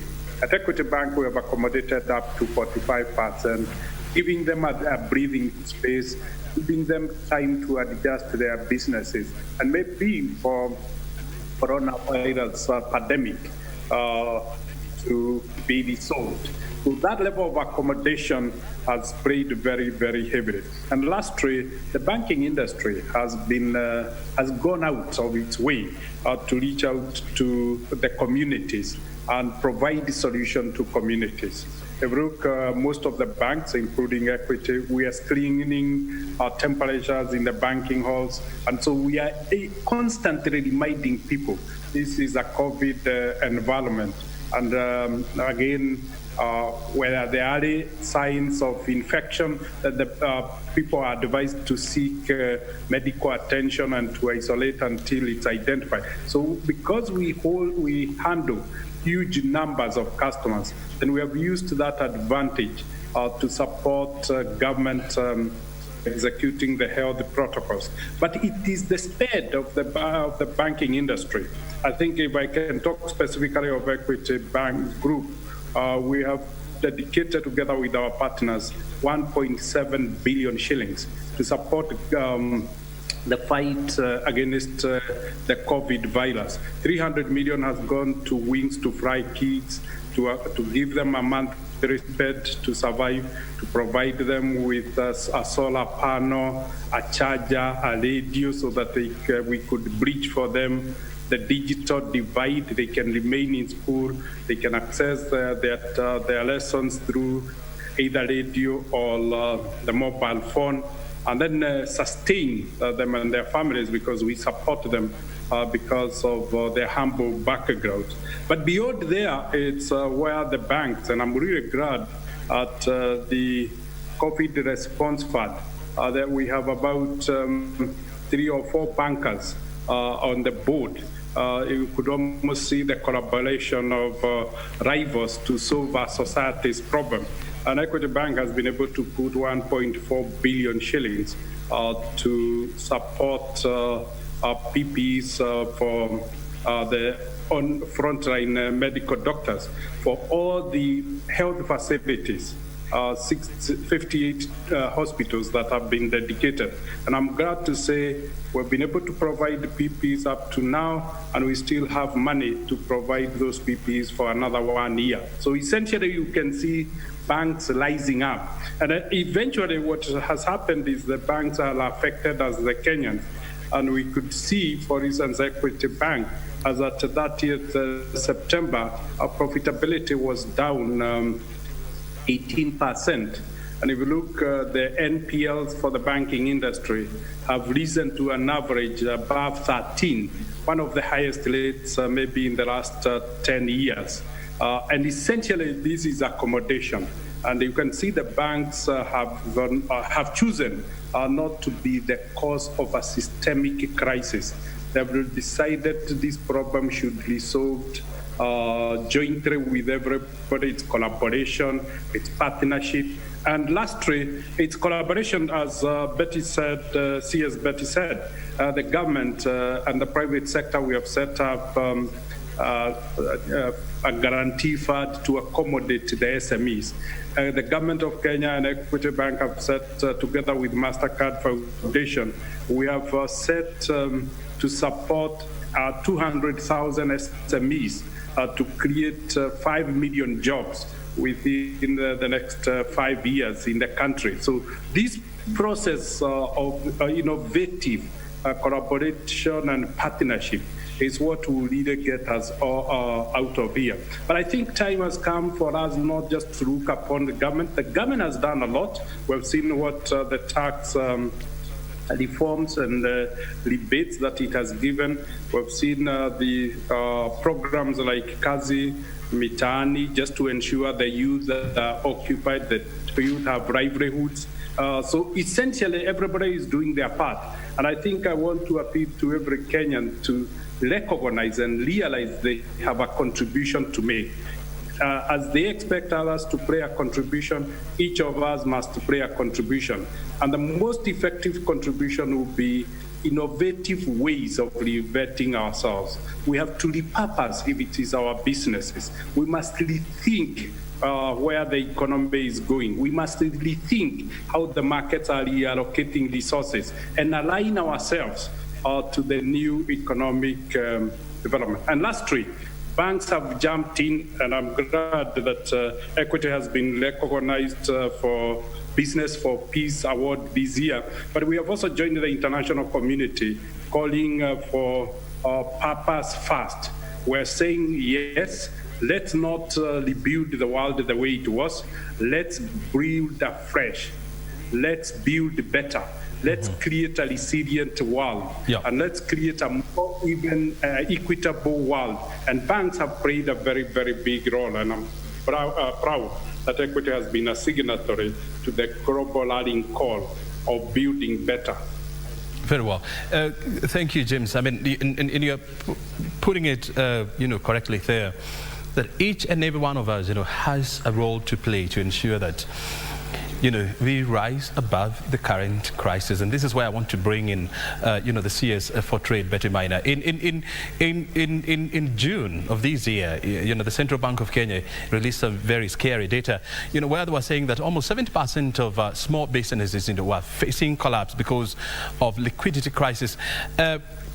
As a ministry, as government, how have you managed to come through for these, and what interventionary measures, are we likely to see, going forward in the year 2021 to ensure that we alleviate or we lessen the suffering of small SME, of small businesses who are likely to be hit hard by the ongoing crisis?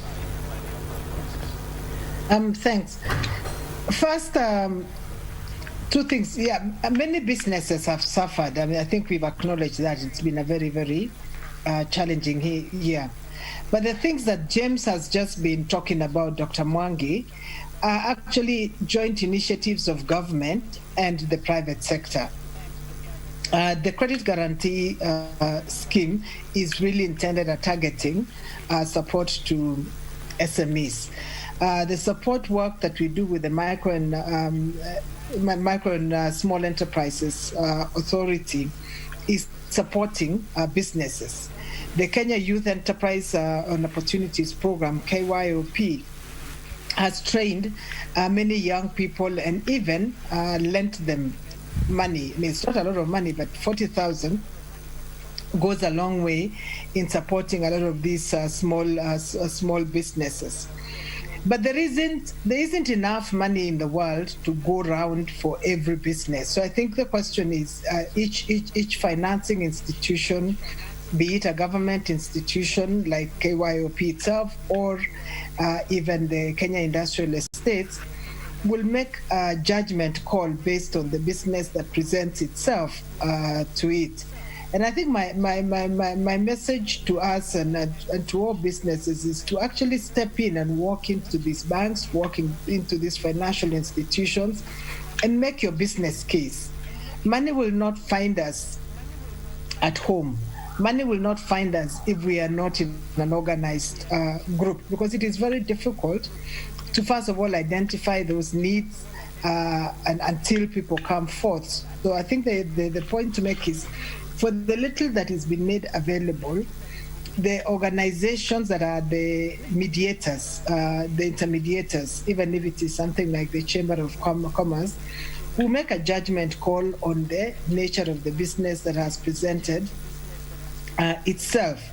And we will be able to, they will be able to extend the support in the manner that is anticipated. But I think we also need to be clear that the fact that we've had a tough year means that even government itself has had a tough year. Mm-hmm. The fact that government gave tax rebates at the beginning to help people, cushion people, mm-hmm. The lifting of the income tax bans the moratoriums that were given on loans meant that also government did not collect as much money. And the fact that the business was a bit depressed meant that government did not collect as much money. So I think the issue is that we're trying to use the money that we have as clearly and as wisely as possible to support the ongoing initiatives that enable people to produce. When you have infrastructure, for instance, the roads program has continued, electricity program has continued. The person who was far from a road or who did not have electricity can now have access to that electricity for their business. So I think we need to look at the way government has spent its money, especially around infrastructure and all these support programs, means that those who are able to can continue with their production activities. And I think really what the banks have done this year has been very, very commendable. But for those people in the streets who are, and we acknowledge that money did not reach everybody or hasn't reached everybody, it's helpful that as we look into 2021, that they also get into organized groups, young people's groups, and make and approach the financing institutions for consideration of the proposals that they come with. Mm-hmm. Very well. Thank you for that. One issue that is clearly coming out is that the issue of electricity is critical, in the continuation of business in this country. And, on top of, and you have, quoted a few numbers, about tripling, electricity connectivity in this country from 3-point-something million to about 7-point-something million people. We have also seen, aggressive efforts being made, to increase, electricity output in this country. And one thing that is coming out clearly is to support small businesses. I mean, what interventionary measures, are we likely to see going forward, from the energy sector by the government to try and support struggling small businesses, bearing in mind that, energy bills, is a huge component in business bills. Thank you, Brian. One is the government has made a lot of efforts in the last couple of years to the development of what I would call sustainable and cost-effective energy in form of geothermal. That's an area where KenGen has had a lot of support, and we've already put into the grid not less than 400 megawatts. And this year, we will see another 83 megawatts of geothermal added into the grid. And this is one effort and the initiative that brings on board sustainable, reliable, and very competitively priced energy source. Now, as we go on increasing the sustainable and cost-effective sources, we will see a decline in the cost of power.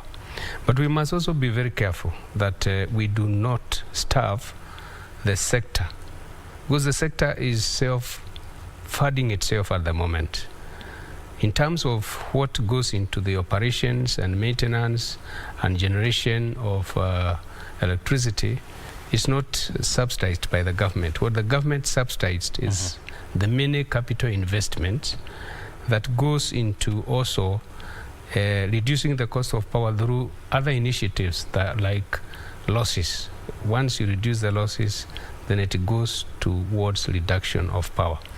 At the moment, the SMEs are enjoying the lowest tariff, the second lowest tariff. The lowest tariff is on what we call the Lifeline Tariff, mainly meant for very poor people in the rural areas who cannot be able even to afford electricity if they are supplied at what we would say is the cost of supplying them. So there is a lot of subsidy to that segment of customers. The SMEs are second lowest, and that initiative was championed by His Excellency the President himself. If you remember, sometimes when he was when he visited the SME fraternity in Strathmore, and they had an engagement, and out of that engagement we brought down we came up with an SME tariff which is fairly I would say is very competitive compared with other segments of customers who are supplied with the power. We will continue on that journey, as I say, but we must maintain a balance. If we reduce the cost too low, we will starve the sector from the funds that it needs to create reliable and sustained power supply, because that is also very important. Yeah. Quite a good number of customers will tell you they would not mind paying a high cost but with reliable power, so that they don't have to move to very other expensive uses of power like diesel and so on. So I wanted to re-emphasize on our commitment to continue reducing the cost, but also more importantly to ensuring that the reliability of that supply is ensured, especially in this time when reliable power supply is so critical, because we are living in a digital age. The moment you lose the power, it means you are not able to, you lose communication as well. Yeah. When we are talking about hospitals, which really needs to have very reliable power supply so that we do not lose lives because of unreliable power supply. Good. So we are exercising that balance, and as time goes on, we'll see reduction, especially when we step up the generation from those low sources. One of the projects that has come to define the coastal region in Kenya is the Liwatoni crossing channel, the floating bridge. A first one for the region, perhaps the third one in Africa. But I'll be coming back to you, Bonasias, to help us understand how we managed to pull this kind of an infrastructure marvel, in a span of less than 7 months, within budget, and of course ahead of time schedule, a project schedule. But before I come there, I want to hear from you. Just the other day, we saw the Prime Minister of Ethiopia visiting the Lapset project, and more specific, the Lapset, the Lamu port. And this was his words, that he's shocked with the level of development that he has seen, at the port of Lamu. And the question then comes, how have we managed, to ensure that we have delivered this kind of, project, during a pandemic, and at the same time, what should we expect in the year 2021 that if, in case we have Abiy there visiting again, he will still say that I am shocked again? Thank you, Brian. Definitely, you will recall that we've done a number of interviews with you, among many other media houses, and you've always asked us questions like, now that Ethiopia has greeted Eritrea, now that Ethiopia has greeted Djibouti, now that Ethiopia has greeted Somalia, have we been left behind? And I've always told you that the development of magnanimous infrastructure of the nature of Lapset is not about exclusivity, in that it is only Kenya that can build infrastructure, and it's only Kenya that can trade with its partners, with its neighbors. But it is indeed an integration issue, and it's also being driven at the same time, even under the African Union, that Africa needs to integrate, and even to ensure that we have the free continental trade area really taking root, we need integrating infrastructure, and that is why the Lapset Corridor program is very key, and that is why the commitment by the government of Kenya to deliver on this, as well as other partner states like Ethiopia, is equally building, completing the construction of 500 kilometers of road. In fact, if we add the motorway between Hawassa and Addis Ababa, then you are talking about close to 800 kilometers being constructed in Ethiopia alone, within the Lapset Corridor, to connect the two countries. Definitely, as I did say before, the pandemic was a big shocker globally, and it was equally a shocker in our country. But the readiness by the government to make sure that we manage the situation is what has pushed us thus far. by ensuring that the work environment was kept safe and unpolluted or uncontaminated. And that enabled us, again, to continue with the work. From the time we started the construction works for the port, of course, many naysayers, were saying, will we really deliver? But the consistency and the devotion of resources, as well as, continuing to support those that are participating in the development of this project, has enabled us to actually deliver, as is being seen now. The other important bit of this is that the area in Lamu is indeed one of the key growth frontiers for this country. They are the next growth frontiers, in that the nature of infrastructure that is being put there is among the first in Africa, and is therefore going to redefine global maritime logistics within the continent, and how we also connect to the rest of the globe, and thereby giving us what we can call a global standpoint to be able to compete favorably globally. And why I'm saying globally is that ports are not really just infrastructures that are meant just for a specific area or a region or a country, but they actually expose us to global competition. They expose us to global opportunities, and that is what Lamu Port and the Lapsset Corridor is actually ushering into our economy. And it becomes part of resilience building in our economy, in that we continue to introduce new sectors of the economy, or we continue to introduce new subsectors, new services, and what we can call unique services that are actually required by economies, Africa's economies going forward. The other important aspect is that forward planning is very important.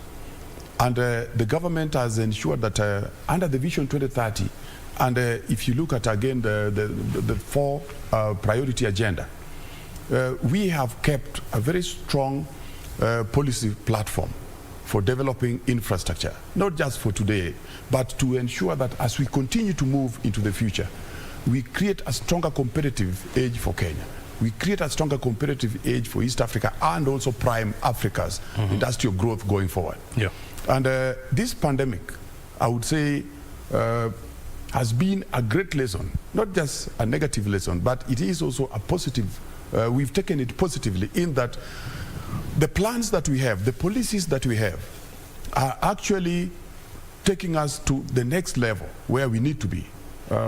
Where we are talking about the double-digit economic growth rate, we can only achieve that if we have global infrastructure developing in our economy and taking a lead, facilitative role, enabling role for other sectors also to grow. And as I also mentioned earlier on, within these plans, we are also planning what we are calling the special economic zones, and we are having a new plan for an industrial city to be connected to Lamu Port. All these make the whole of what we are looking for. If you've seen some of the neighboring countries like Ethiopia, you will realize that the development policies that they have are actually very close to what we are having. If you look at their industrial policy, they've actually opened up industrial fronts in different parts of the country, so that they can start to prime what you can call quality urban growth, what you can call quality and sustainable industrial progress. And we are equally also in this country doing the same.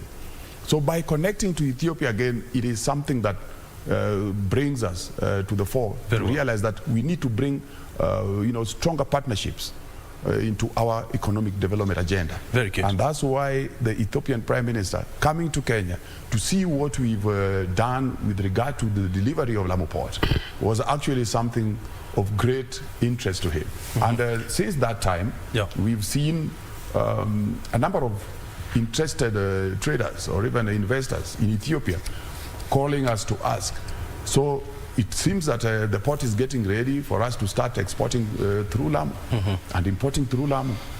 And I can assure you, 2021 is going to be a year of great interest, particularly as we now open up Lamu Port, as we open up new frontiers in the country, as we also create great opportunities and for many other sectors of the economy. the government is a stronger partner with the private sector.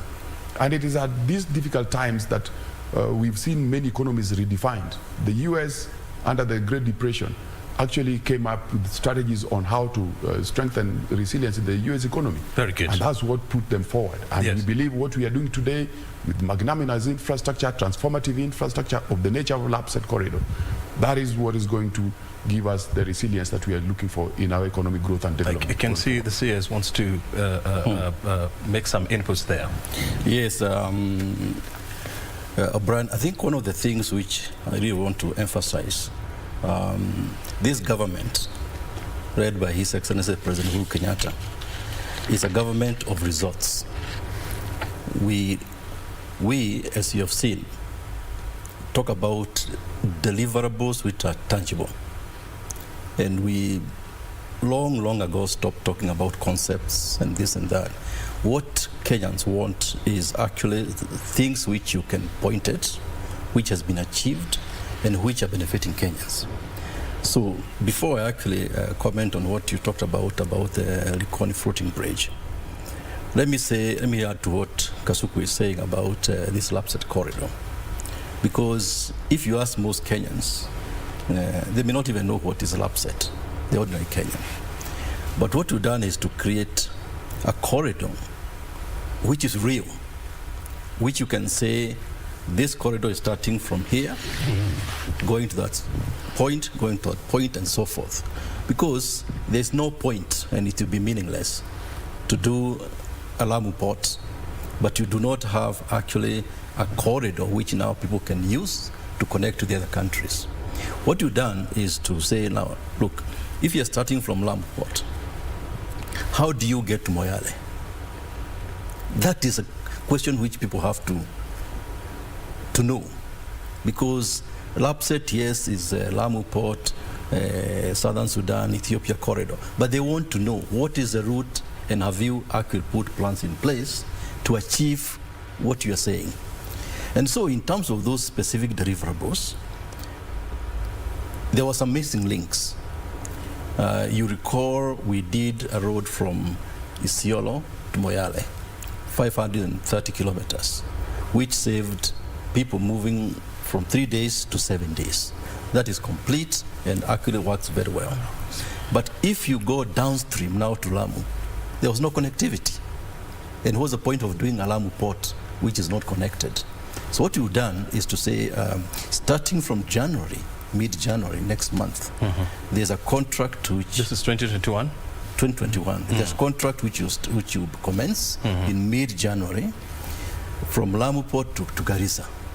A contractor has been identified 257 kilometers from Lamu to Garissa. That is phase one.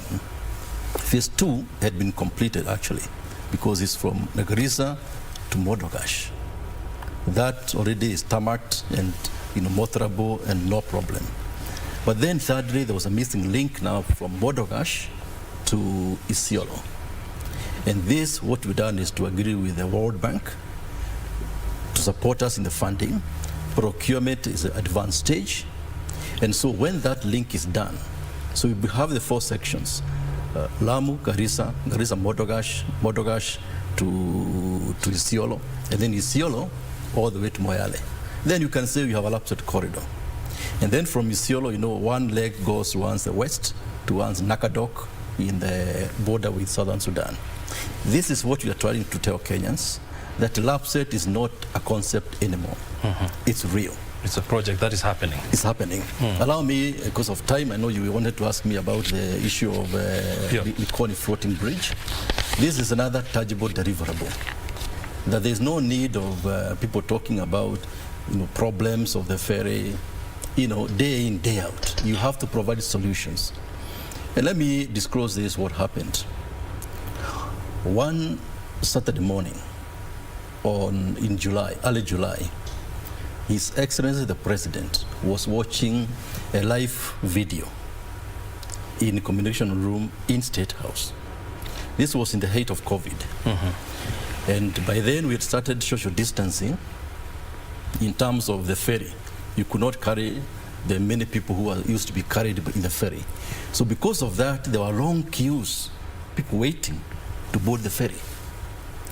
And the president looked live pictures in his State House communications room. And so people are walking up to 2 kilometers, waiting now to get to the ferry. 7 o'clock in the morning. And so he called. And they're on their way to work. And it was raining, as it was raining in Mombasa, way to work. And he said, this is not sustainable. So me, I was called at 7 o'clock in the morning on a Saturday morning. And I can tell you for sure, I was having my baba, and I was told, be in State House within 10 minutes. And when I went there, yes, I saw for myself. When I went there, I also found CS Matiang'i. And the president said, we have to have a solution to this. We have to have a solution to what we are seeing now. 2 kilometers, people waiting, carrying babies on the back. In the rain, it is not sustainable. We have to find an alternative to these ferries. And so we told the president, we shall get back to you. That same afternoon, we contacted 2 key global companies. I will not mention their names. 2 global companies. And they came in the afternoon, and we asked them, 2 different countries, give us a solution to this. And one of the companies said, yes, we shall get back to you within a week, which they did. The other company said, we shall give us 2-3 weeks, we consult, but we didn't have time to wait because it was a pandemic, it was an emergency which required a solution. So this company which came and said within 1 week, they came and said, this is a solution. We shall do a floating bridge. On 2 sides, there'll be buried bridges. In the middle, there'll be a floating bridge, what they call the pontoon. And then the 2 will be connected. When the ships are coming, we shall open the pontoon, the floating bridge automatically, so that the ships can continue going to KPA. They said, we shall do this in our home country, which was a Chinese company, that one. They said they would do it in their home country. So work started immediately, mid-July. And that's why when you ask me how was it done within 5.5 months. So work was done in precast, prefabricated in China.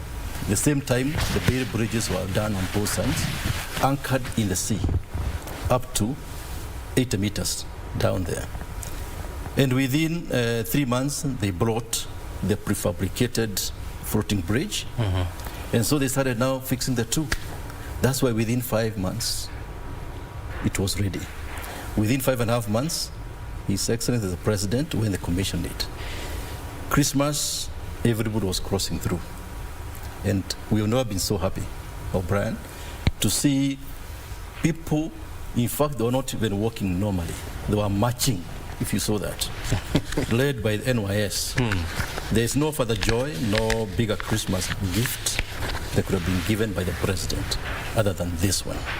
And I think this is where we say Kenyans should be looking at what has been delivered by this government, what is tangible, as opposed to what people say, you know, in political rallies.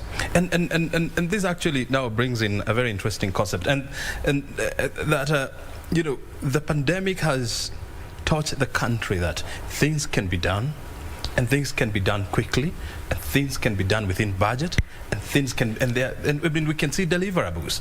And another project, you know, that is raising eyebrows is the construction of, you know, the expressway. Every morning, you know, you see something different. You see, I don't know whether they call them poles or what they call them, you know, those concrete poles, you know, it's like they are being planted on a daily basis. This project, I mean, is also revolutionizing and making Kenyans to say, hey, look here, things can be done quickly, things can be done fast. First of all, how are we managing to do these, you know, in the era of social distancing and wearing masks and, you know, and sanitizing? O'Brien, this is a pet project of our CS sitting right here. And I'm telling you, it has been supervised very closely by the CS. He has very robust technical committees. I sit in the technical committee. From the technical point of view, I can say the kind of paradigm shift in terms of project delivery. that has come into the infrastructure sector is something that is phenomenal. People working throughout the nights, technical teams are burning the midnight oil. People are committed, and as the CS says, it is the tangible delivery. What is it that you have done by the end of today? And I would want the CS to comment further about the expressway, because this is really his baby. Let me not take too much time, because I know you are concerned of time. Just 2 minutes. How this thing was conceptualized. We had gone to China with my team to discuss SGR matters and so forth. One night of a dinner, we told our guests, our hosts, we have come from Beijing airport, 6-lane. We were here within 25 minutes. How was this done? Beijing airport to the city of Beijing. Yeah? This is Beijing capital? Beijing capital. They told us, our hosts, that it is them who did that road. Yeah? The 6-lane is them, is their investment. They put that money. So we just asked them casually, if you can do this here in Beijing, why can't you do it in Nairobi? That's a long story. That's how the whole thing started. They say they can do it in the city of Nairobi. What we are seeing there, O'Brien, we haven't put a penny. This is foreign direct investment. And that's why it's so important to create an environment which is conducive to FDI. They have bought properties, one in Roresho, one in Rangata, to precast what you are seeing. So when you are saying that you are seeing things being put every day, they are being precast off-site, then brought at night, and then those piles are put, and then between the piles they have what's called the girders, which are now put automatically. What is important is the technology transfer, which you have seen.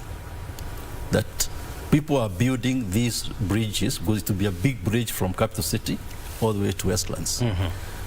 Automatically. You're not having those heavy loaders trying to put these girders, on the piles. That helps in terms of speed, in terms of safety, and even in terms of training our engineers. And because of this technology, they have committed, they'll finish most of the work by December 2021. 2021. This will help us in terms of making Nairobi a more attractive investment destination. And this is what will also be a catalyst for future foreign direct investment. Even this road from Lironi all the way to Mau Summit, 275 kilometers, which we are doing also through the PPP. Those people now, they believe that indeed this thing can be done. Because we started negotiating for expressway long after we started for the Nairobi Mau Summit. So this will be a catalyst for future investment in this country. Good. And this is what we need, because now government does not have enough money to start doing new projects. Let's get the private sector. Let banks, like Dr. Mwangi is there, see that these concepts are doable and have confidence in government projects. That way we can work together with banks, key banks like Equity Bank, international banks, to build our infrastructure without constraining the exchequer. Very well. In the interest of time, because I can see it is well spent, and we're almost going to the lunch hour news, I want to give each and every one of us 2 minutes to predict for us, how the year 2021 is likely to pan out, and how to paint a picture for us, how Kenya will look like in the year 2021. I want to start with you, Dr. James Mwangi, and it's your moment now.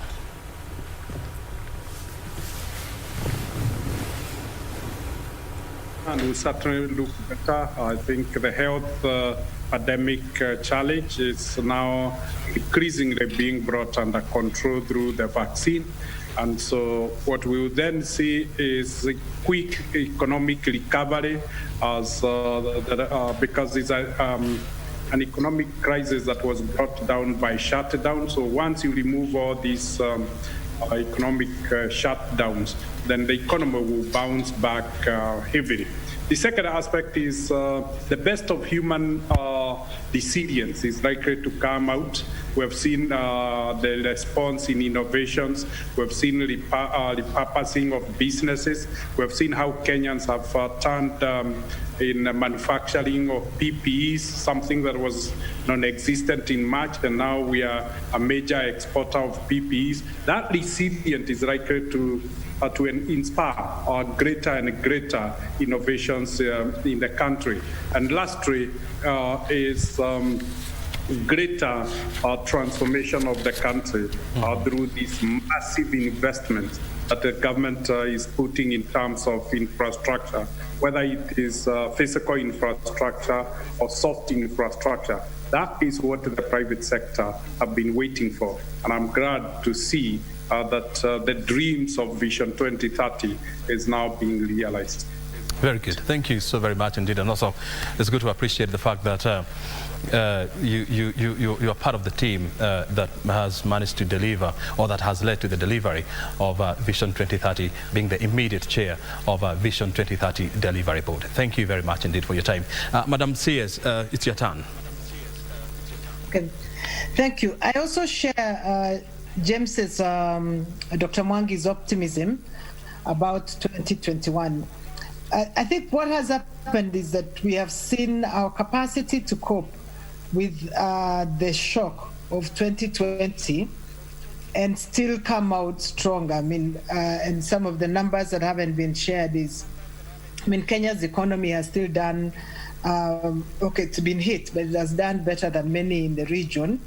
It gives me hope that there'll be, we can master the same energy to be able to produce some more. A second thing that I mentioned when I was speaking was, we have seen many people, perhaps the induced restrictions, we've seen many people start up new businesses, and especially at the household level. I'll give you a story. I have a relative who went to get chicken from Ken Chicken Nakuru about 3 weeks ago. And they left early in the morning, and they thought they'd be able to be served by 10, and they would do other things. Lo and behold, when they got there, the queue of people who are also purchasing day-old chicks from Kenchik meant that they were on the queue until 4 o'clock. And we thought perhaps Kenchik hadn't planned well, but Kenchik said actually, there's just been a surge in demand. Yeah. And that shows two things, that people are also showing initiative and figuring out how to survive during tough times. The numbers we've seen in the country of registered new businesses has increased. So I am hopeful, I am confident that people will apply themselves to production, even if it is for self-sustenance, but it is also the things that is going to drive the economy.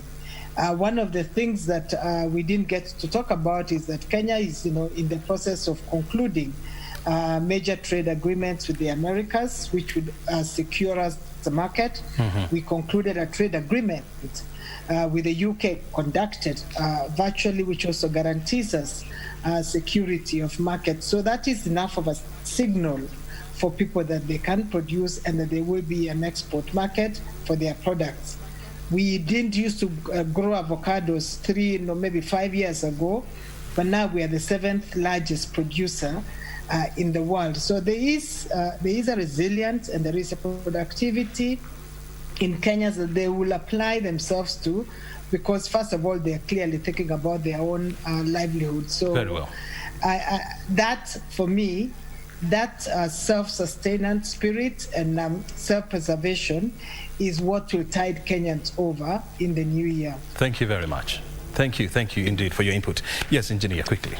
I think 2021 is a year of great hope. We still have the same strong leadership that has demonstrated prompt action and directed leadership. Those protocols and the proper observation of them, they have been sung from the Minister of Health, from the presidency. We still have in this panel major leaders like Dr. Mwangi, CS Minor, CS James Mshere. They are still in place. They have gone through the hard times. The storms are over now. Yeah. They have learned to swim. I think we have great hope in 2021. Thank you. And with that, I think next year will be a year of great hope. Absolutely. Thank you. Thank you, Brian. With the lessons that we have learned, and particularly adaptation, which we already have in place, we will sustain the momentum. At the far end of the supply chain, we expect to see more customers being connected. We expect minimum 500,000 customers connected in the year. We expect also to start a very crucial project of mini grids in 14 underserved counties. Those are the counties mainly in the north and northeastern part of the country, which are very far from the grid. And that project will bring in eventually about 27,000 customers into the grid and very many other public facilities. At the same time, we will also see more streetlights, especially in the urban areas. If you free this country from north to south, this time you'll see a big difference that even at night, most of the urban centers are well lit. And this is so important for security and also for 24/7 economy. It's a very great enabler. In the middle section, we'll see transmission lines, very crucial transmission lines.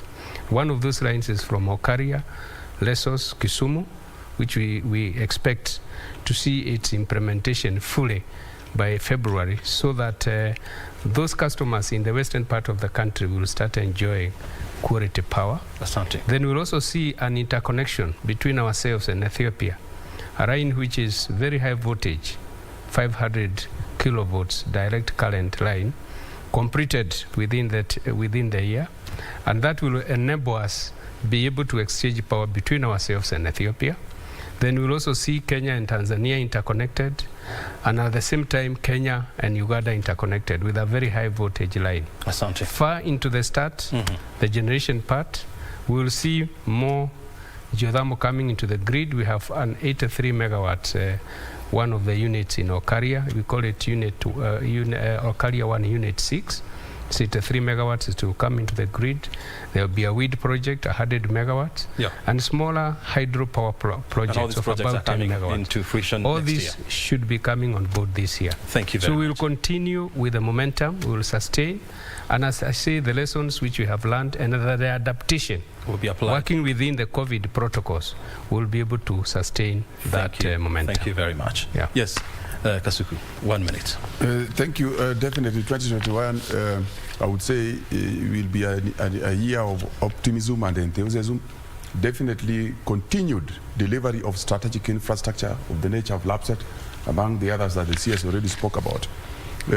Continued adaptation and strengthening utilization of ICT in government operations and businesses is again going to strengthen our resilience. Definitely continued industrial growth, as already said by the CS trade. We also have regional integration as we open up the LAPSET corridor to connect with Ethiopia and South Sudan. Very well. I know the CS wanted to mention the road that is going to South Sudan, currently under construction. And we are therefore strengthening, opening up of new markets, the new business frontiers. Thank you. We are also talking about when Lamu opens up, then we are talking about a new global maritime platform that is going to strengthen Kenya's competitiveness. Asante. And also we wouldn't forget the fact that there's going to be a stronger investment focus in Kenya, taking note of the resilience that we have shown, our openness by being very clear on declaring our COVID status as a country and putting into place appropriate coping mechanisms. That is a lesson around the globe. Thank you. Yes, PS. Yeah, very briefly, I would like to just point three things which I would like to see. First one is consolidation of what we have started. I will not be too keen to start many new projects because we are in a difficult situation. Complete what we have started in 2021 and consolidate that achievement. Number two, I would like to see the counties becoming more economically independent. I know a few counties have started their own economic programs, even small businesses and so forth. Make sure that development is decentralized. Number three, make sure that we also have a global airline industry coming back the way it was before. Because without that, we can't talk about global markets which are very important for us. That is critical for us because we are part of the global village. Asante. Thank you so very much indeed for finding time to be with us this morning and of course this afternoon. For Dr. James Mwangi and CS Betty Minor, who have been online, asante sana for dedicating your time to be part of this great discussion. I take this opportunity to thank you all and to wish you a prosperous and a beautiful year ahead of you. And of course, let's all continue to make Kenya a great country. And together we shall, of course, conquer this COVID-19 pandemic. Asante sana for your time. Thank you. Well, indeed, even in the midst of a crisis, we'll still make it, and we are making it. Thank you for watching the year 2020 in focus. Kenya is still a great country. Ours is still a beautiful country. Let's continue with the story of Kenya, a beautiful story indeed that we shall tell generations to come. My name is O'Brien Kimani. Thank you for your time. Enjoy the rest of your holidays. And of course, the lunchtime news is coming up next. Asante sana. Happy New Year ahead of you. Bye for now.